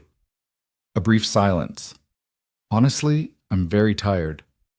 That's the most honest thing you've said to me since the first morning. I've been honest with you throughout. Professionally honest, he said. That's different. She was quiet for a moment. Yes, she said. I suppose it is. Another pause. I slept 9 hours Saturday night. I can't remember the last time I did that. Good. I woke up and didn't know what to do with myself, she said, which was a strange feeling. He understood that. The aftermath of a sustained crisis had a particular disorientation, when the thing you'd been holding at arm's length was finally handled and the muscles you'd been using all along didn't know they could stop. Did you figure it out? I read a book, she said. An actual book. Physical pages. I sat on my back porch and read for 3 hours and didn't think about Meridian once. What book? A slight hesitation. The hesitation of someone sharing something small and personal after months of sharing only things that were large and professional. It was a history of the Tennessee Valley Authority, she said. I know that probably sounds... No, he said. It sounds like you. Another silence. This one had a different texture. Patricia mentioned a vendor meeting, he said, moving them back toward ground they both knew. She said you wanted input from me. Yes, before the formal meeting. I'd like to understand what the experience was like for the vendors who waited. Not from a legal standpoint, from a human one. She paused. I have numbers and timelines. I don't always have the version of things that happened at the level you work at. The calls that went to voicemail, the payments that didn't show up, what that actually does to a business. You want me to tell you what it felt like? I want to understand it properly so I can address it properly, not perform understanding, actually have it. He thought about that. About 47 days and Marcus's late paycheck and the reading tutoring program waiting list. About driving 4 hours with a broken taillight and an eviction notice in his jacket pocket. Yeah, he said, I can do that. Can you come Thursday? I'd like to have this conversation in person. He checked his schedule in his head. Thursday was clear except for a parts delivery at the Eastern facility that Marcus could handle. Thursday works. I'll have Daniel send you the time. A pause. Come to the main entrance this time, not the side. He noticed that. The side entrance had been emergency protocol. The covert arrival of someone who wasn't supposed to be seen by the person who was about to be confronted. The main entrance meant something different. Sure, he said. Grayson? Yeah. Thank you, for Friday. He'd told her not to thank him until it worked. It had worked. He supposed that was the rule paying off. You did Friday, he said. I sat in a chair. You sat in a chair and said exactly the right thing at exactly the right moment, she said. Don't minimize that. Gary Morrow would have made the same decision without me. Maybe, but you changed the temperature of the room. She paused. You spoke about me as though you'd watched me work and formed an opinion based on what you'd actually seen. A brief stop. Nobody in a professional context has done that for me in a long time. He didn't know what to say to that, not because it was difficult, but because some things didn't need a response. They just needed to be received. Thursday, he said. Thursday, she said. Okay. The week between the Westfield meeting and Thursday had a quality of settling, like sediment after water had been disturbed, things finding the level they'd always been moving toward. The news about Meridian broke on Tuesday, not from Aurora's camp, from the business press, which had picked up the Westfield fraud flag through a financial reporting service. The story was, largely, the story Aurora had intended, a company that had identified internal financial irregularities, moved proactively to address them, and emerged with its operational structure intact. Derek Hastings was named in 2 of the reports. His attorney issued a brief statement that said very little. Meridian's official response, drafted by legal and reviewed by Aurora, was 4 sentences long and said everything it needed to in those 4 sentences. Grayson read the stories at his desk. Then he called Roy Burkett at the Eastern facility, because Roy was the kind of person who would have read them too and formed opinions he wouldn't volunteer. Saw it, Roy said when Grayson asked. You knew this was coming? I knew something was coming, Grayson said. I didn't know exactly what. She handled it right, Roy said, going through the bank first, making it a business story. A pause. My guys are asking questions about the company, about whether things are stable. What are you telling them? I'm telling them the numbers they can see with their own eyes, Roy said. 93% capacity, on-time maintenance, clean equipment. Another pause. That's what's real. The rest is above my level. That's the right answer, Grayson said. I know it is, Roy said, slightly put out by the implication that he'd needed confirmation. Just wanted to tell you your machines are what's making it possible for me to have that answer. So, he cleared his throat. Good work. From Roy Burkett, that was essentially a standing ovation. Or Marcus heard about the press coverage through a supplier contact who'd asked if Cole Industrial's relationship with Meridian was stable. Marcus told the contact yes, they had a current contract and ongoing work, and then called Grayson to report the inquiry. What did you say? Grayson asked. I said yes, we're contracted, the work is ongoing, everything is fine. Marcus paused. Is everything fine? As far as I can tell? As far as you can tell, Marcus repeated. That's not as reassuring as it could be. It's what I've got. You've been spending a lot of time on this one client. Grayson was quiet for a moment. Yeah, he said. I have. I'm not saying that's wrong, Marcus said carefully. The Eastern Division money is good. The contract is good. He paused. I'm your employee, but I've also been around long enough to say things to you that maybe someone else wouldn't. Say the thing. Be careful about the difference between a business investment and a personal one, Marcus said. Not because one is wrong, just because they're different, and mixing them up creates problems that are harder to fix than a busted conveyor. Grayson sat with that for a moment. You're right, he said. I know I am. Doesn't make it easier. No, Grayson agreed. It doesn't. After he hung up, he sat at his desk for a while. The motivational poster on the wall, the mountain, the determined spirit. Marcus wasn't wrong.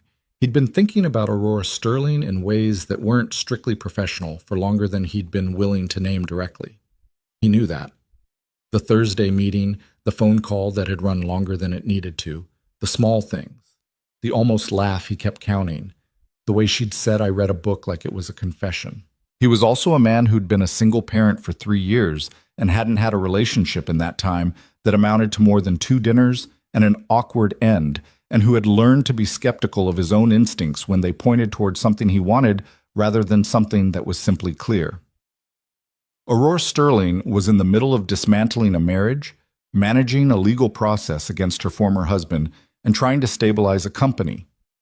That was not a situation that called for someone adding complexity. He decided to keep doing what he'd been doing, which was showing up when asked, being useful when possible, and not getting ahead of the facts. It was, he reflected, the same approach he used for diagnosing a machine he didn't fully understand yet. Don't assume. Observe. Stay in the work. Thursday arrived, and he drove to Chester County again. The drive that had started as an act of desperation and was becoming something else, something more like familiar, and came through the main entrance the way Aurora had said. Earl at the security desk recognized him this time, which registered in a way that was subtle but real. The visitor badge appeared without explanation. Daniel met him at the elevator bank. "She's ready for you," he said. "Conference room B, not the big one, the one on 3 you were in before." The scratch table room. The whiteboard with the logistics diagram that had been erased and replaced with something new since March. The window looking out at the eastern parking lot and the farmland beyond. Aurora was already there, which he'd expected. She was standing at the window when he came in, coffee in hand, and she turned when she heard the door. She looked better than she had Friday. The depletion he'd heard in her voice Monday was less visible now, though it hadn't disappeared entirely. She was wearing a dark green blouse and her hair was down, which was different from every other time he'd seen her. It changed something in how she read in the room, less like the executive floor, more like a person. "Grayson," she said. "Aurora." He set his jacket over the back of a chair and sat. "You look better." "I've been sleeping," she said, sitting across from him. "Patricia told me I had to." A slight pause. "She's very direct." "I got that impression." "She told me I was functioning at a level that was going to create mistakes, and that the worst time to make mistakes was immediately after avoiding a catastrophe." She set her coffee down. She was right. Patricia's been right about most things from what I can tell. "Yes." A pause. "I'm keeping her on, permanently. I offered her the CFO position this morning." "She accepted?" "She negotiated for 20 minutes first. Then she accepted." Something moved through Aurora's expression. A genuine, quiet satisfaction. "I like people who negotiate." He smiled. Couldn't help it. "Yeah." The conversation that followed was what she'd asked for. His account of what the 47 days had actually looked like. He told it straight, the way he always told things. The first call, the voicemails, the runaround from accounts payable, the call with Hastings that had told him nothing, Marcus's paycheck 4 days late, the parts supplier balance building up, the folder in his desk drawer with Lily's school enrollment, and the tutoring program waiting list. Aurora listened without interrupting. She had a legal pad on the table and she wrote things down, not taking notes in the formal sense, more like anchoring the specifics in a way that meant she was actually tracking them rather than just hearing them. When he finished, she was quiet for a moment. "How many vendors are on the list?" he asked. 14, she said. "Total outstanding at the point of the Westfield meeting. Some have already received partial payment from Barrett Distribution. 5 are still waiting for full settlement." She looked at the legal pad. "The amounts range from $8,000 to $43,000. 2 of them are small operations like yours. The others are larger suppliers who can absorb a delay better, though that doesn't make it acceptable." "When's the vendor meeting?" "Next Tuesday. I want to settle the 2 smallest vendors first, before the meeting, personally. Phone calls, not form letters." She looked at him. "I want to explain what happened, not as legal cover, as an actual explanation from me, not from legal." He thought about that. "That's going to be uncomfortable." "Yes," she said. "It should be. Some of them are going to be angry." "I know." Being angry and being right aren't the same thing, but being angry and having been strung along for months is a reasonable response. "I know that too." She met his eyes. "I'm not looking for it to be comfortable. I'm looking for it to be real." He believed her. That was the consistent thing about Aurora Sterling. When she committed to something, the commitment had a structural quality. It wasn't decorative. He'd seen that in the conference room in March, and in the Westfield meeting, and now in this. "What else do you need from me?" he said. She was quiet for a moment, the particular quality of quiet that meant she was deciding something. He waited. "Nothing," she said. Professionally, you've done what I needed. The Eastern Division is running. The contract is in good shape. Patricia has taken over the financial side. She paused. I don't need anything from you professionally that isn't already in place. The way she phrased it landed in the room with a deliberateness that he didn't miss. He looked at her. She was looking at the table, not avoiding his eyes, more like organizing what she was about to say. Aurora, he said. There are things I'm not in a position to think about clearly right now, she said. My life is legally, personally, structurally, in a process of being completely reorganized. There are lawyers involved. There are proceedings. There are financial reviews that will take months. She looked up. I'm aware that something has developed in the way we've worked together that is more than professional. I'm aware of it. I'm not pretending I don't see it. He didn't say anything, let her continue. But I think you deserve someone who is completely present and not carrying the weight of everything I'm currently carrying, she said. And I think I deserve to get through this on my own terms before I attach it to something new. She looked at him steadily. Does that make sense? Yeah, he said. It makes sense. I'm not saying... She stopped. I'm not closing a door. I want to be honest about that. I know, he said. You've always been honest. She looked at him for a long moment. You're being very reasonable about this. Would you prefer I wasn't? The almost laugh. He'd stopped counting them. No, she said. This is better.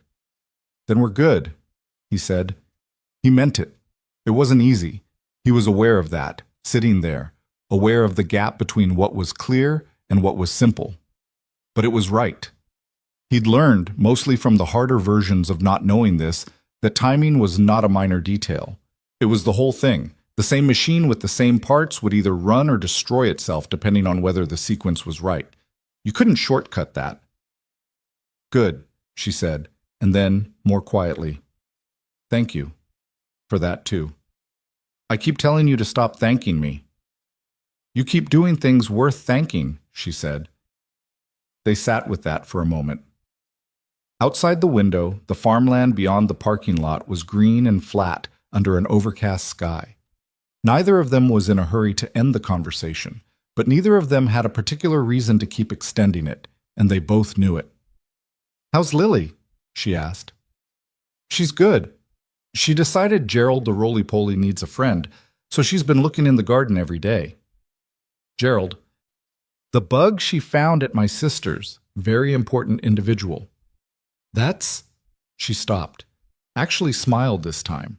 Not the almost. The real thing. It changed her whole face, softened something that spent most of its time working too hard. That's a good name for a roly-poly. She has a gift for names, he said. What did she name the friend she's looking for? She's going to wait and see what feels right, he said. She says you can't name someone before you meet them. Aurora looked at him. Something moved through her expression that was complex and quiet and genuine. Smart kid, she said. She is, he said. She really is. The vendor resolution meeting happened the following Tuesday, and it went the way. Difficult things went when they were handled by someone who had done their preparation. Not smoothly, not without friction, but forward. Two of the smaller vendors said things in the meeting that were pointed and deserved to be said. Aurora received them without deflection. She didn't apologize excessively or qualify the apology with context that made it about something other than the fact of the harm. She said what had happened, what she had done to fix it, and what was being done to ensure it didn't happen again. Then she told each vendor exactly when their settlement would arrive.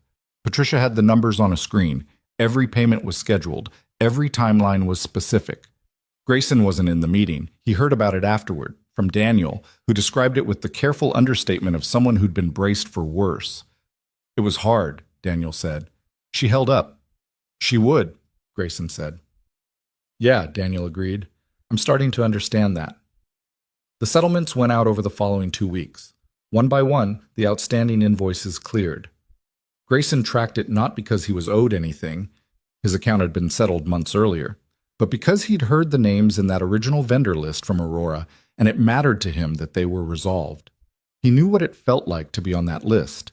He knew what 47 days felt like from the inside. When the last settlement was confirmed, Patricia sent him an email. Not on Aurora's behalf, her own. 3 sentences. All outstanding vendor obligations have been satisfied as of today. I wanted you to know since you were the one who drove 4 hours and started the clock on all of this. Best, PV. He read it in his truck, parked outside a job site, and sat there for a minute. Started the clock. He hadn't thought of it that way. He'd thought of himself as a creditor who'd gotten lucky. Lucky that the right person had been the one to meet him in the lobby. Lucky that the personal guarantee had been real. Lucky that the plan Aurora had built was actually as solid as she'd presented it. But Patricia's version wasn't wrong either. Someone had to drive 4 hours. Someone had to be the one who didn't accept the runaround. He texted Marcus. All Meridian vendors paid. Marcus replied, Good. Buy yourself something. He laughed at that, alone in the truck. Then he started the engine and went back to work. Yeah. 3 weeks after the Westfield meeting, a short item appeared in a South Carolina business publication. He saw it because Roy forwarded it to him with no message, which Roy did sometimes when something struck him as relevant. The item reported that Derek Hastings, former CFO of Meridian Agritech Solutions, had been charged with 2 counts of financial fraud and 1 count of unauthorized use of electronic financial systems. His attorney had issued a statement. The case was expected to proceed to trial the following year. Grayson read it once, set his phone down, picked it up again, and read the part about Meridian.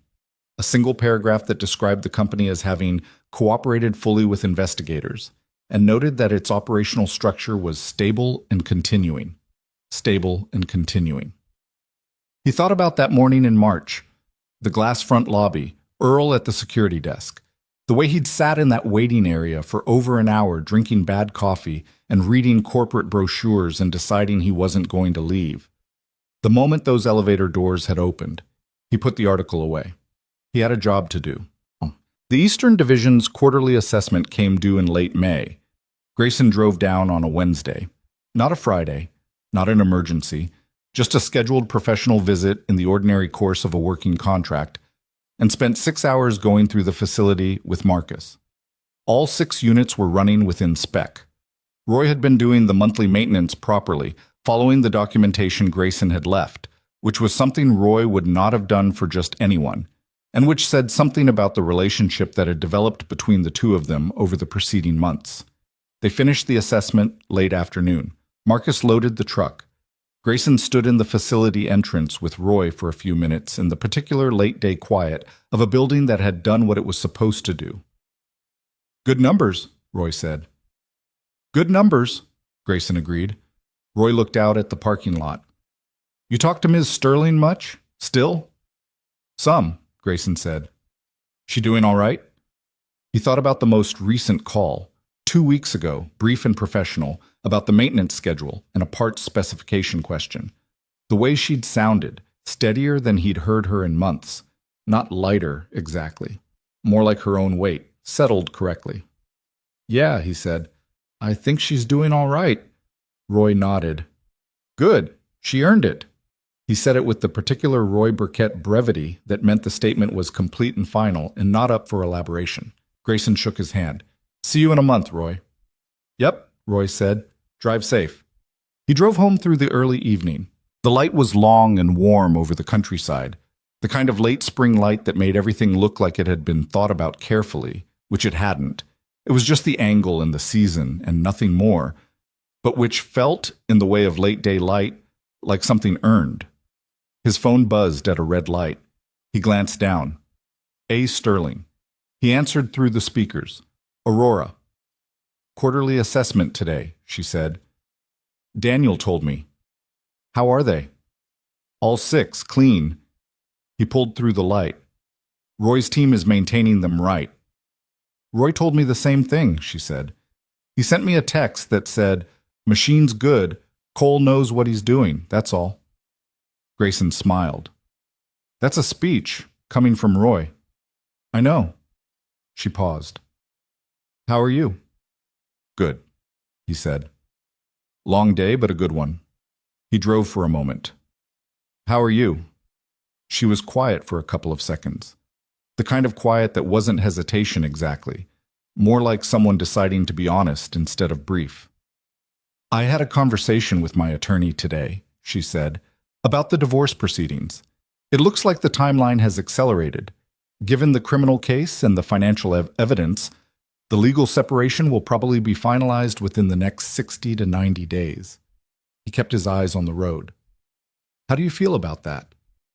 Relieved, she said. And then, after a pause, with more quiet precision, and sad. Not for the right now. Not for what he turned out to be.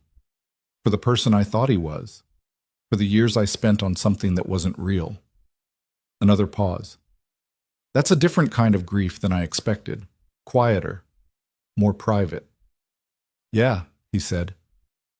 I think that's the honest version of it. Is it strange that I'm telling you this? He thought about Marcus's careful observation, the difference between business and personal, and how mixing them up created problems. He thought about the Thursday meeting and what Aurora had said, not closing a door. No, he said, it's not strange. I don't have many people I can be honest with, she said, about the private version of things. My professional relationships are exactly that. My family is complicated in the way families are. Patricia is excellent, but she's my CFO, not my friend. A pause. You're the only person in the past 4 months who has heard both versions, the professional and the private. I know, he said. I don't know what to do with that exactly, she said. I want to be clear about that. I'm not in a place where I can offer something that matches what I think this could be. I'm 60 days away from the end of something, and I need to be there first before I can be anywhere else. I know that too, he said. You said that in March. You're very patient, she said. I've been trying to figure out if that's a quality or a strategy. It's neither, he said. It's just where I am. Where are you?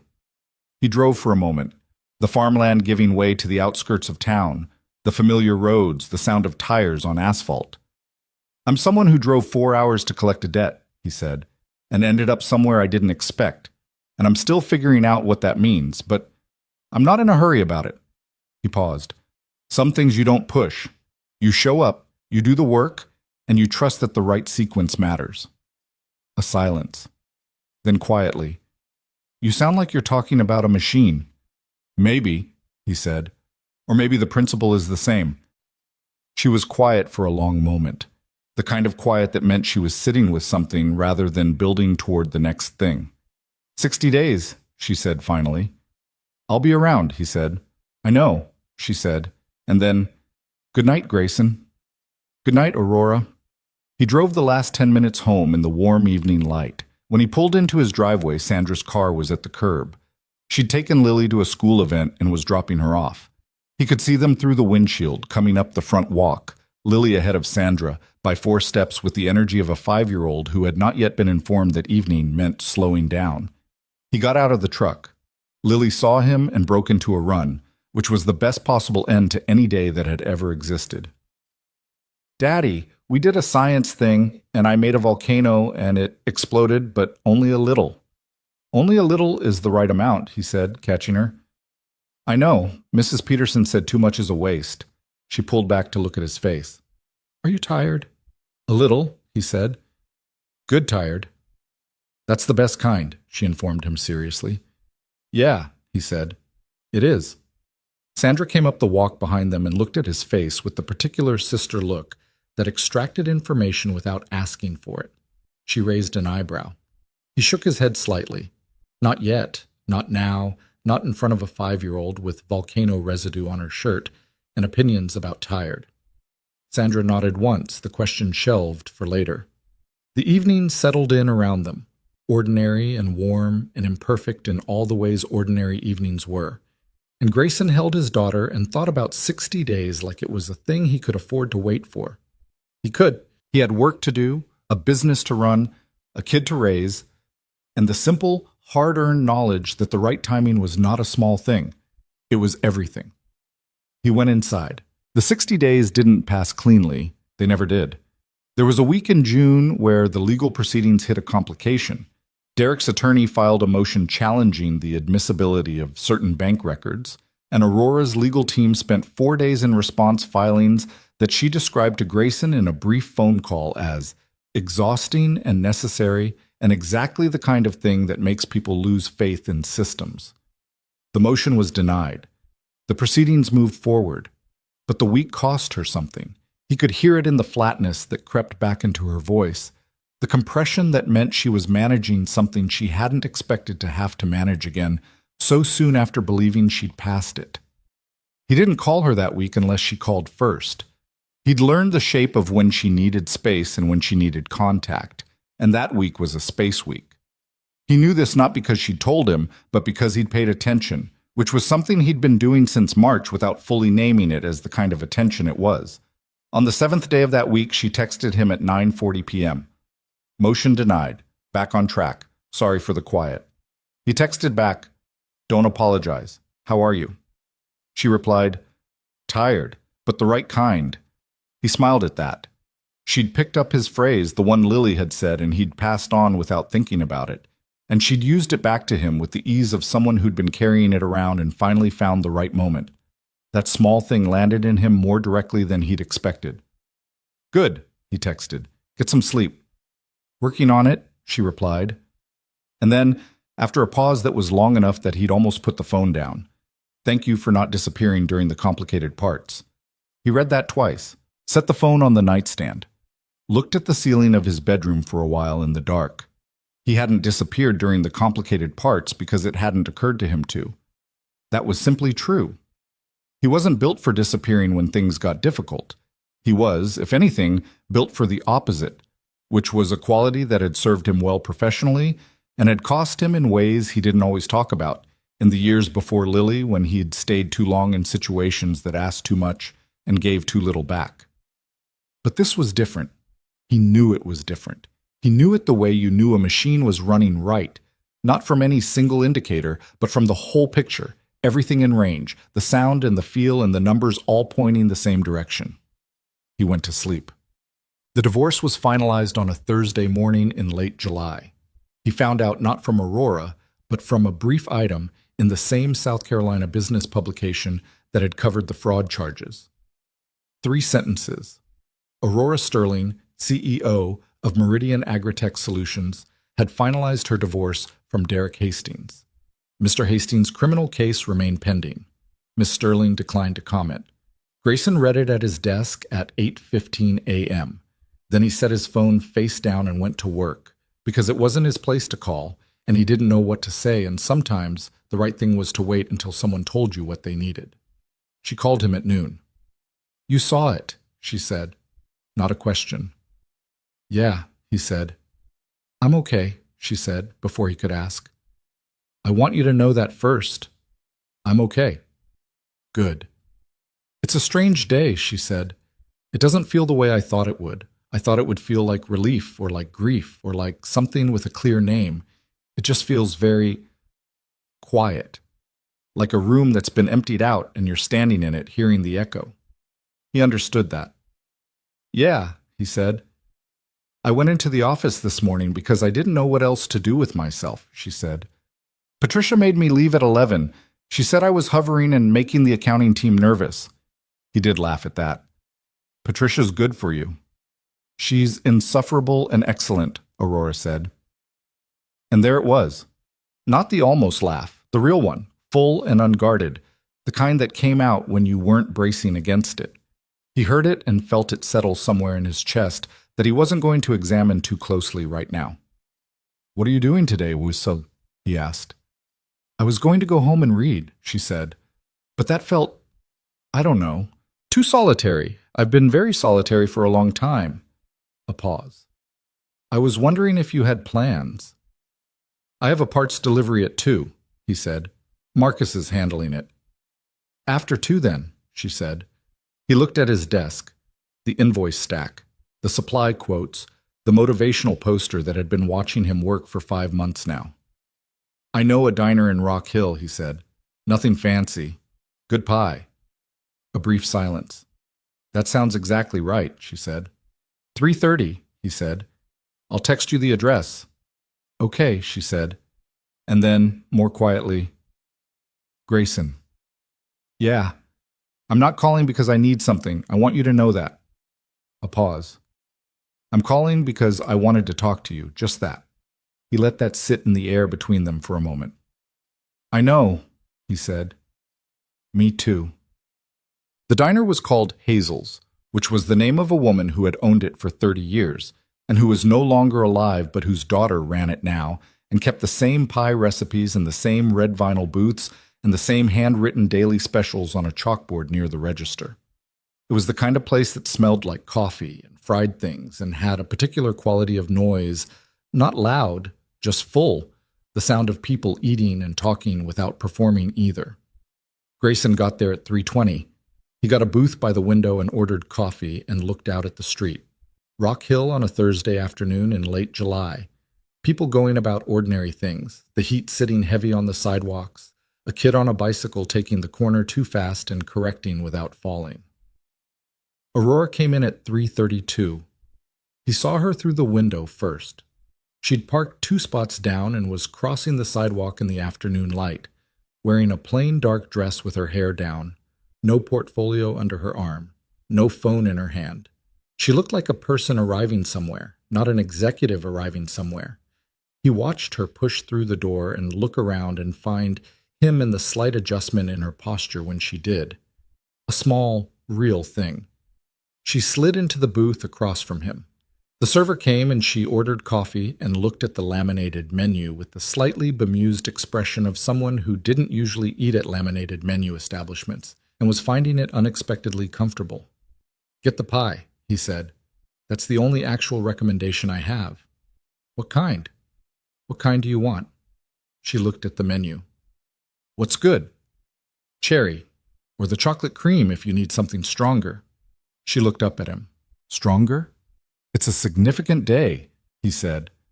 Chocolate cream is for significant days. She studied him for a moment. Cherry, she said finally. I think I'm okay with cherry. He ordered 2 slices. The server left. The diner noise went on around them, comfortable and indifferent. Tell me about your week, Aurora said. So he told her. The job in York that had gone over by a day because the replacement coupling had been the wrong size, and Marcus had driven 40 minutes each way to exchange it without complaint. The new client inquiry from a food processing plant in Gaston County that could be significant if it came through. Lily's end-of-summer program at the school where she'd apparently befriended every child in the class and also the janitor, Mr. Webb, who had taught her how to use a push broom properly and whom she now considered a personal mentor. Aurora listened the way she always listened, fully, without the half-distracted quality that most people brought to conversations about someone else's ordinary life. She asked about Lily's janitor mentor with genuine interest. She asked about the Gaston County inquiry and whether the timeline worked with his current capacity. She asked about Marcus and the coupling and whether Marcus ever complained about anything. Not really, Grayson said. He has one mode, which is competent and slightly resigned. That's an underrated combination. It's held my business together more than once. The pie arrived. They ate it. The cherry, which was good, genuinely good, the filling not too sweet, the crust properly done, and the conversation moved the way conversations moved when there was no agenda underneath it, just 2 people talking because they wanted to be talking, following whatever thread came naturally. She told him about the past week, not the legal part. They'd already touched that. The other part. She'd spent a Saturday cleaning out her home office, which Derek had used as a secondary workspace and which had accumulated 3 years' worth of his presence in small ways. A mug on a shelf, papers in a drawer, a jacket over a chair that she'd been moving around for months without thinking about why. She'd put everything in a box, and then she'd stood in the empty room for a while, and then she'd repainted it. She'd done it herself, which she acknowledged was irrational given that she could afford to hire painters, but which had felt necessary. What color? He said. Green, she said. A dark green. I've always wanted a green room, and I've always deferred to someone else's preference. She paused. It looks good. I believe it, he said. I sat in it afterward and just sat there for about an hour. She looked at the table, at the half-eaten pie. I know that sounds small. It doesn't sound small at all, he said. She looked up. No? Rooms matter, he said. Spaces matter. The fact that you were sitting in a room that was just yours, the color you wanted, that's not small. That's what the whole thing was about. She was quiet for a moment. Something in her face was open in a way he hadn't seen before. Not the composure of the conference room or the controlled exhaustion of the crisis months. Something earlier than all of that. Something that had been there before Meridian and Derek and 14 months of watching her company be quietly disassembled from the inside. "Can I tell you something?" she said. "Yeah." "I've been running Meridian since I was 24, she said. "I built it from a regional cooperative into what it is now. I know this company the way you know your machines, by sound, by feel, by the thing that's slightly off before the numbers confirm it." She paused. Derek came in 4 years ago as CFO. He was competent, genuinely competent at first, and I convinced myself that the fact that I had to manage him, had to stay one step ahead of his decisions, was just what partnership looked like. That tension was just normal. That's what I told myself. She looked at him steadily. I knew something was wrong for a long time before I admitted I knew it. And I kept running the company and managing the problem and not naming the problem because naming it meant it was real. He didn't say anything. Let her continue. "That's the part I'm sitting with," she said. "Not what he did, what I didn't do soon enough. The amount of energy I spent containing something I should have confronted." She paused. "Patricia told me last week that the company would have collapsed completely if I hadn't started rebuilding the accounts when I did. She said I probably saved it by about 2 months. She looked at the table. 2 months. That's how close it was. "But you did it," he said. "Yes, but I should have done it sooner." "Maybe," he said. "Or maybe you did it exactly when you were ready to do it, and you weren't ready before." He paused. "People don't fail because they see problems late. They fail because they never act. You acted." She looked at him. "You're being generous." "I'm being accurate," he said. "There's a difference." He leaned forward slightly. "You're sitting here telling me you should have seen it faster. But you also built a 30-day recovery plan that worked, ran a forensic audit that took down a fraud case, kept a major commercial contract intact, and personally called every vendor who'd been strung along on a bad debt. You did all of that while legally still married to the person causing the damage." He paused. "The fact that you're harder on yourself than I am on you it's real. But it's also not the whole picture." She was quiet for a long moment. "You have a way of saying things that are true without making them feel like a sales pitch." "My daughter says I'm too serious," he said. "I'm not sure this is better." "It's better," she said without hesitation. The coffee was refilled. The diner noise went on. Outside, the afternoon was shifting toward evening, the light going from white-hot to amber, the shadows extending across the sidewalk. "What happens to Meridian from here?" he said. She sat back. Something settled in her. The visible, physical version of a person who has been braced for a long time and is learning, gradually, that the threat is past. "We grow," she said. "Properly this time. The Eastern Division is generating the best numbers it's had in 4 years. Roy sent me a quarterly report that was the most enthusiastic document he's ever produced, which means it contained 2 additional sentences compared to his usual reports." She almost smiled. "The Barrett Foods relationship is stable. Patricia has restructured our debt instruments into something that actually reflects our operational capacity instead of the inflated projections Derek was using to draw credit against." She paused. "There are 2 new contracts I've been building toward for 6 months. I think both of them close before the end of the year." "And the legal case?" "Trial is scheduled for February. My legal team says the documentation is strong. Derek's attorney has been making noise about a plea arrangement." She said it without particular satisfaction. "Either way, it's no longer something I have to manage daily. It's in the system. It moves at its own pace." "How does that feel?" "Like putting something heavy down," she said. "Like I forgot what my arms felt like when they weren't holding it." He understood that feeling. He'd had a version of it the day Marcus's paycheck cleared and the Kellerman parts order was covered, and he'd sat at his desk and realized, for the first time in 6 weeks, that he wasn't doing math in his head about whether the numbers worked. "Good," he said. You should let your arms rest for a while. She looked at him across the table, the direct measuring look that he'd gotten from her since March, except that now it didn't have the quality of assessment in it. It had something else, something that had built slowly and was now simply present, not requiring categorization. I have a question, she said. Okay. The consulting contract.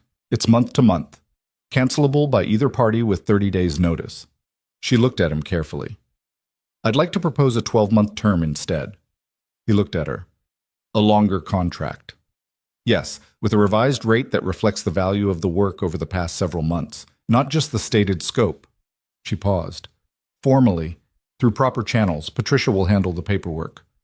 That's a professional proposal. Yes, she said. It's a professional proposal. A beat. I'm making it professionally. And the other thing, he said. She was quiet for a moment, not avoiding it, gathering it. The other thing, she said, I'm not proposing, I'm acknowledging. There's a difference. What's the acknowledgement? She looked at him, at the diner, and the coffee cups, and the cherry pie plates, and the ordinary Thursday evening going on around them, at the particular version of a moment that doesn't announce itself as significant, but is, that I've talked to you more honestly in the past 5 months than I've talked to most people in years, she said. That I've trusted your judgment in situations where trusting anyone felt like a liability. That I think about you in ways that have nothing to do with equipment maintenance contracts. She said it plainly, without performance. And that I'm aware that the timing has been wrong, and I'm aware that timing matters. And I think the timing is starting to be less wrong. He looked at her for a moment. The 60 days she'd asked for in March had become 5 months of accumulated trust and parallel crisis and small moments. The almost laughs he'd counted without meaning to. The phone calls that ran longer than they needed to. The way she'd picked up Lily's phrase and used it back to him.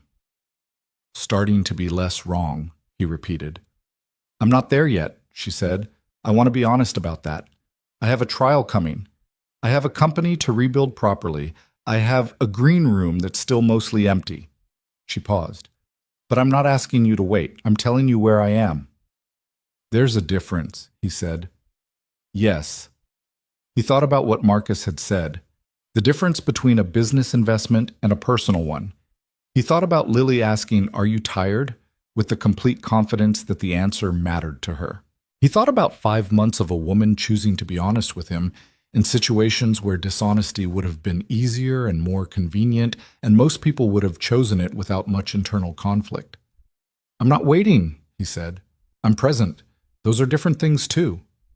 She looked at him. Something shifted in her face, not dramatically. Just the small, real adjustment of someone who'd been heard accurately.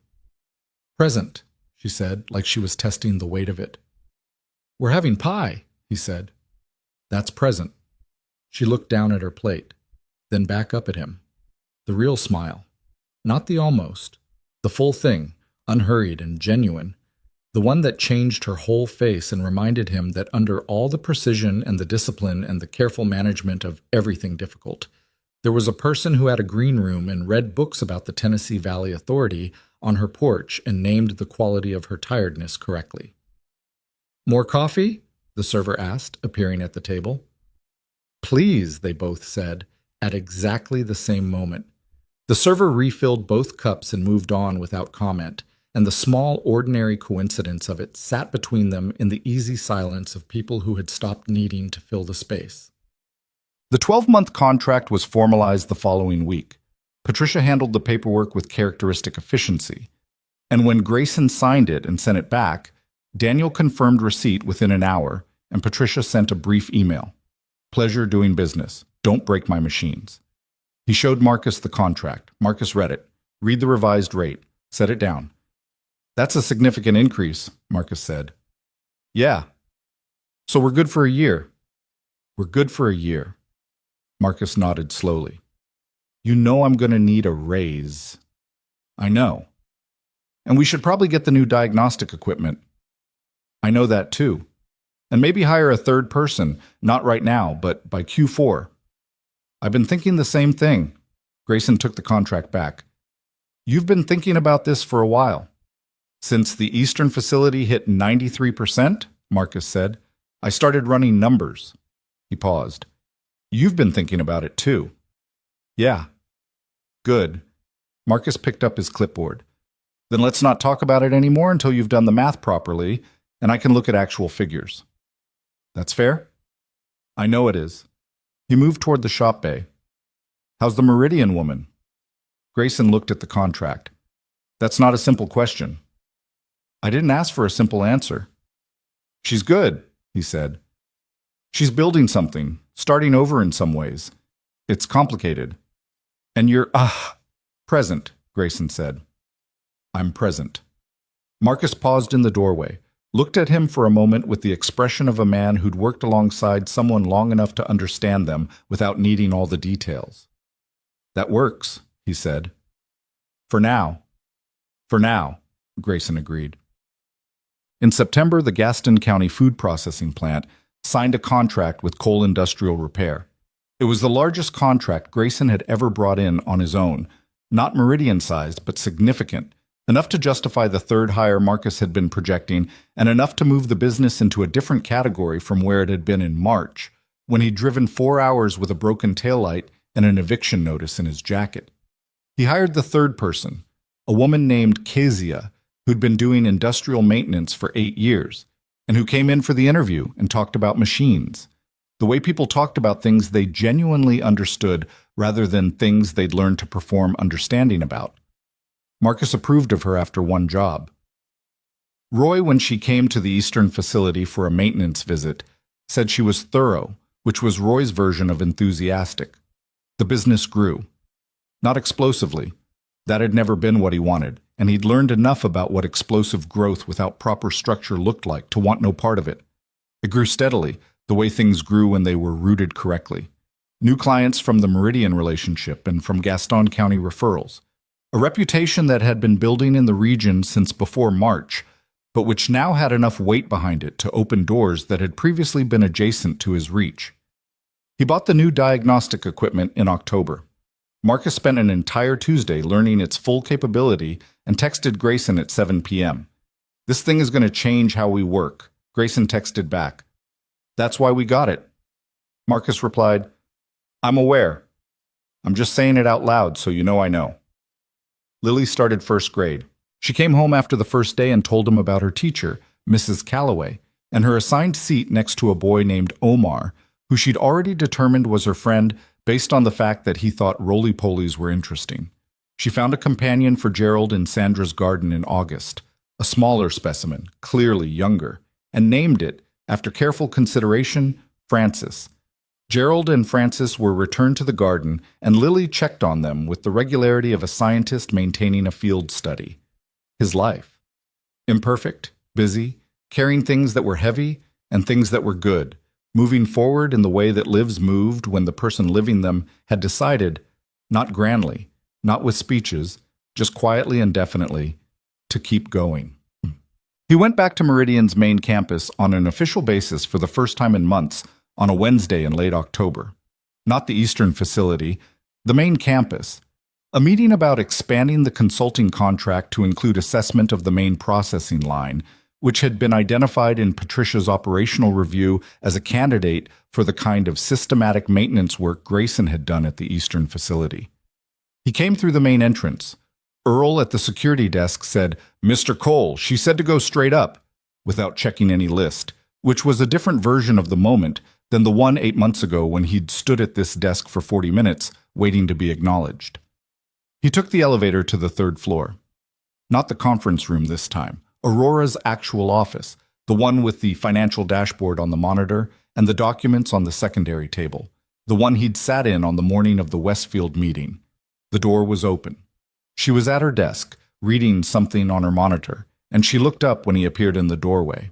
She was in a blue shirt he hadn't seen before, and her hair was down again, the way it had been at the diner in July. She looked, he thought, like a person who had come through something significant and had arrived. Not unaffected, not unchanged, but arrived. Present in her own life in a way she possibly hadn't been for a long time before all of this started. Grayson, she said. Aurora. She stood. Come in. He came in. She'd rearranged the office since March. The desk was in a different position, the secondary table cleared of the crisis documents and replaced with a cleaner, more organized setup. A plant on the windowsill that he didn't remember from before. Small things. Hers. "How's the Eastern Division?" she said. "Roy says hi," he said. "Roy doesn't say hi to anyone. He told me to tell you the numbers were good and the machines were running right, and to stop sending him paperwork that could be an email." Grayson sat. I interpreted that as hi. She sat across from him, and she was smiling, openly, without the control she used to maintain in professional contexts, the full version. "That's very high for Roy," she said. "I thought so." They talked through the main processing line assessment for 40 minutes. Practical, specific, the language of work they both knew well. She had questions that were precise, and he had answers that were honest, including the ones where the honest answer was, "I need to see it in person before I can commit to a timeline, and that's going to cost more than you're probably estimating." She received those answers the way she always received straight information, directly, without the need to soften it. When the business part was done, there was a natural pause. Not awkward, just a moment where the agenda had been covered and neither of them moved to end the meeting.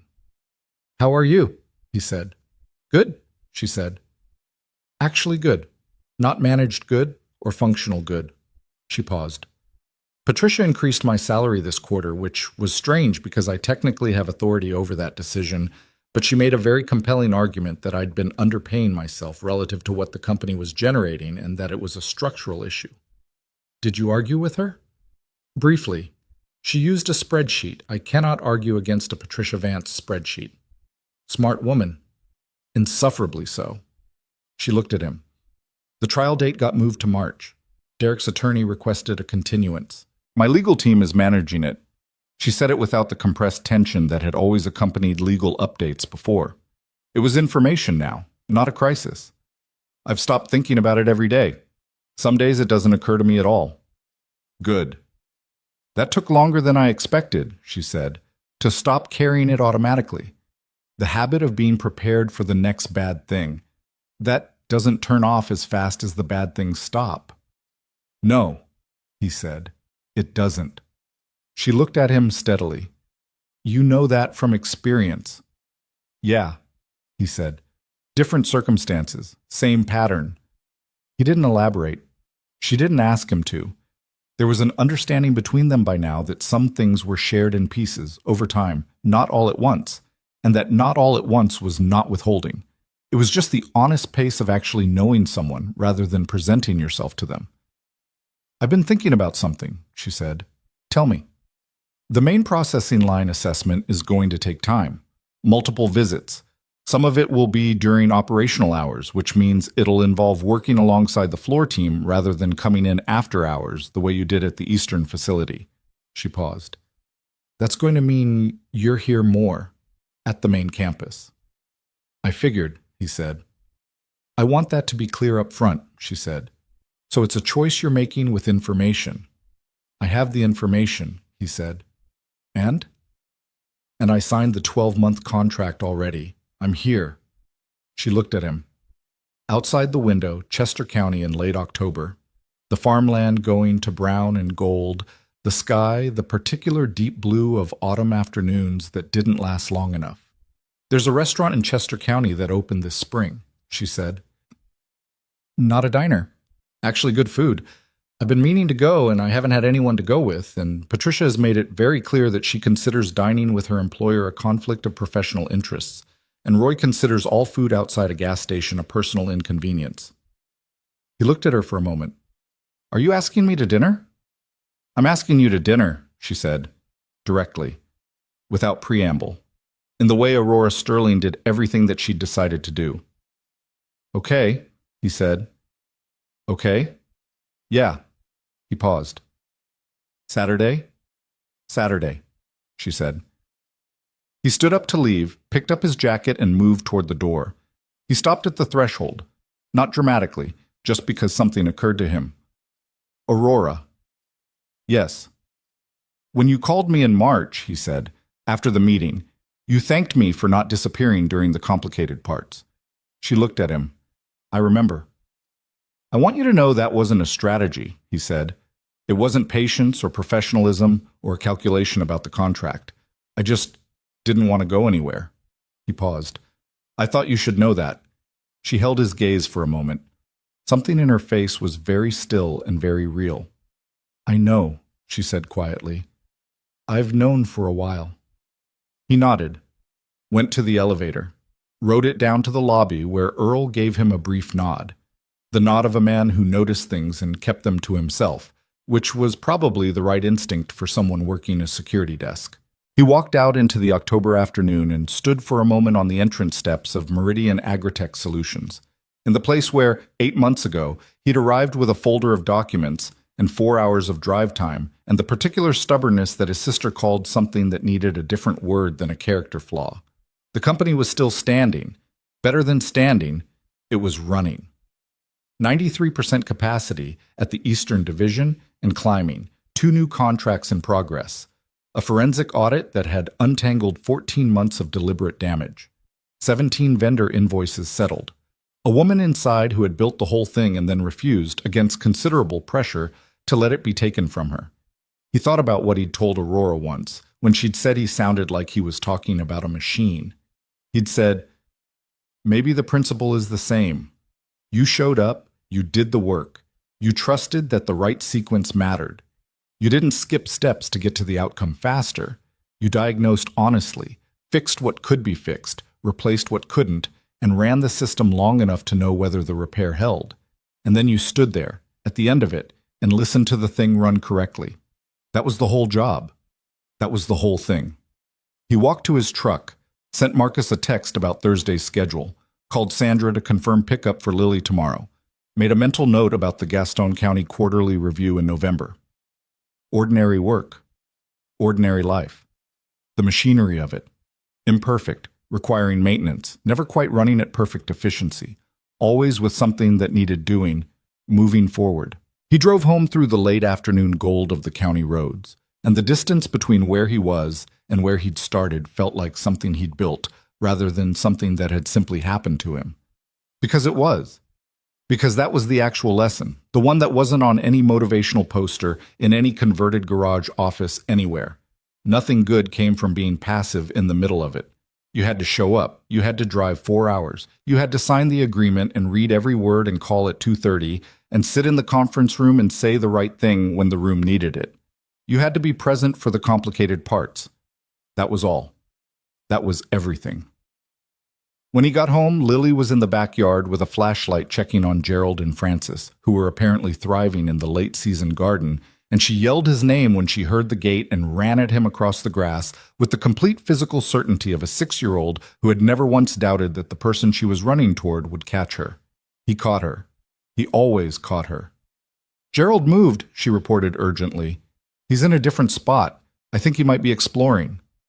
That's what healthy roly-polies do, he said. I know. Frances stayed where she was, though. I think she's the careful one. Careful's good, he said. Careful and exploring. You need both. Lily considered this with the gravity of someone doing important field work. Yeah, she said. Probably.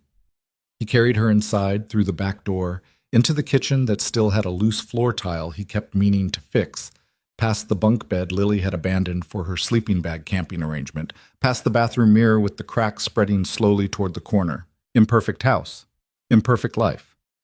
Good. Saturday was 4 days away. He was already looking forward to it.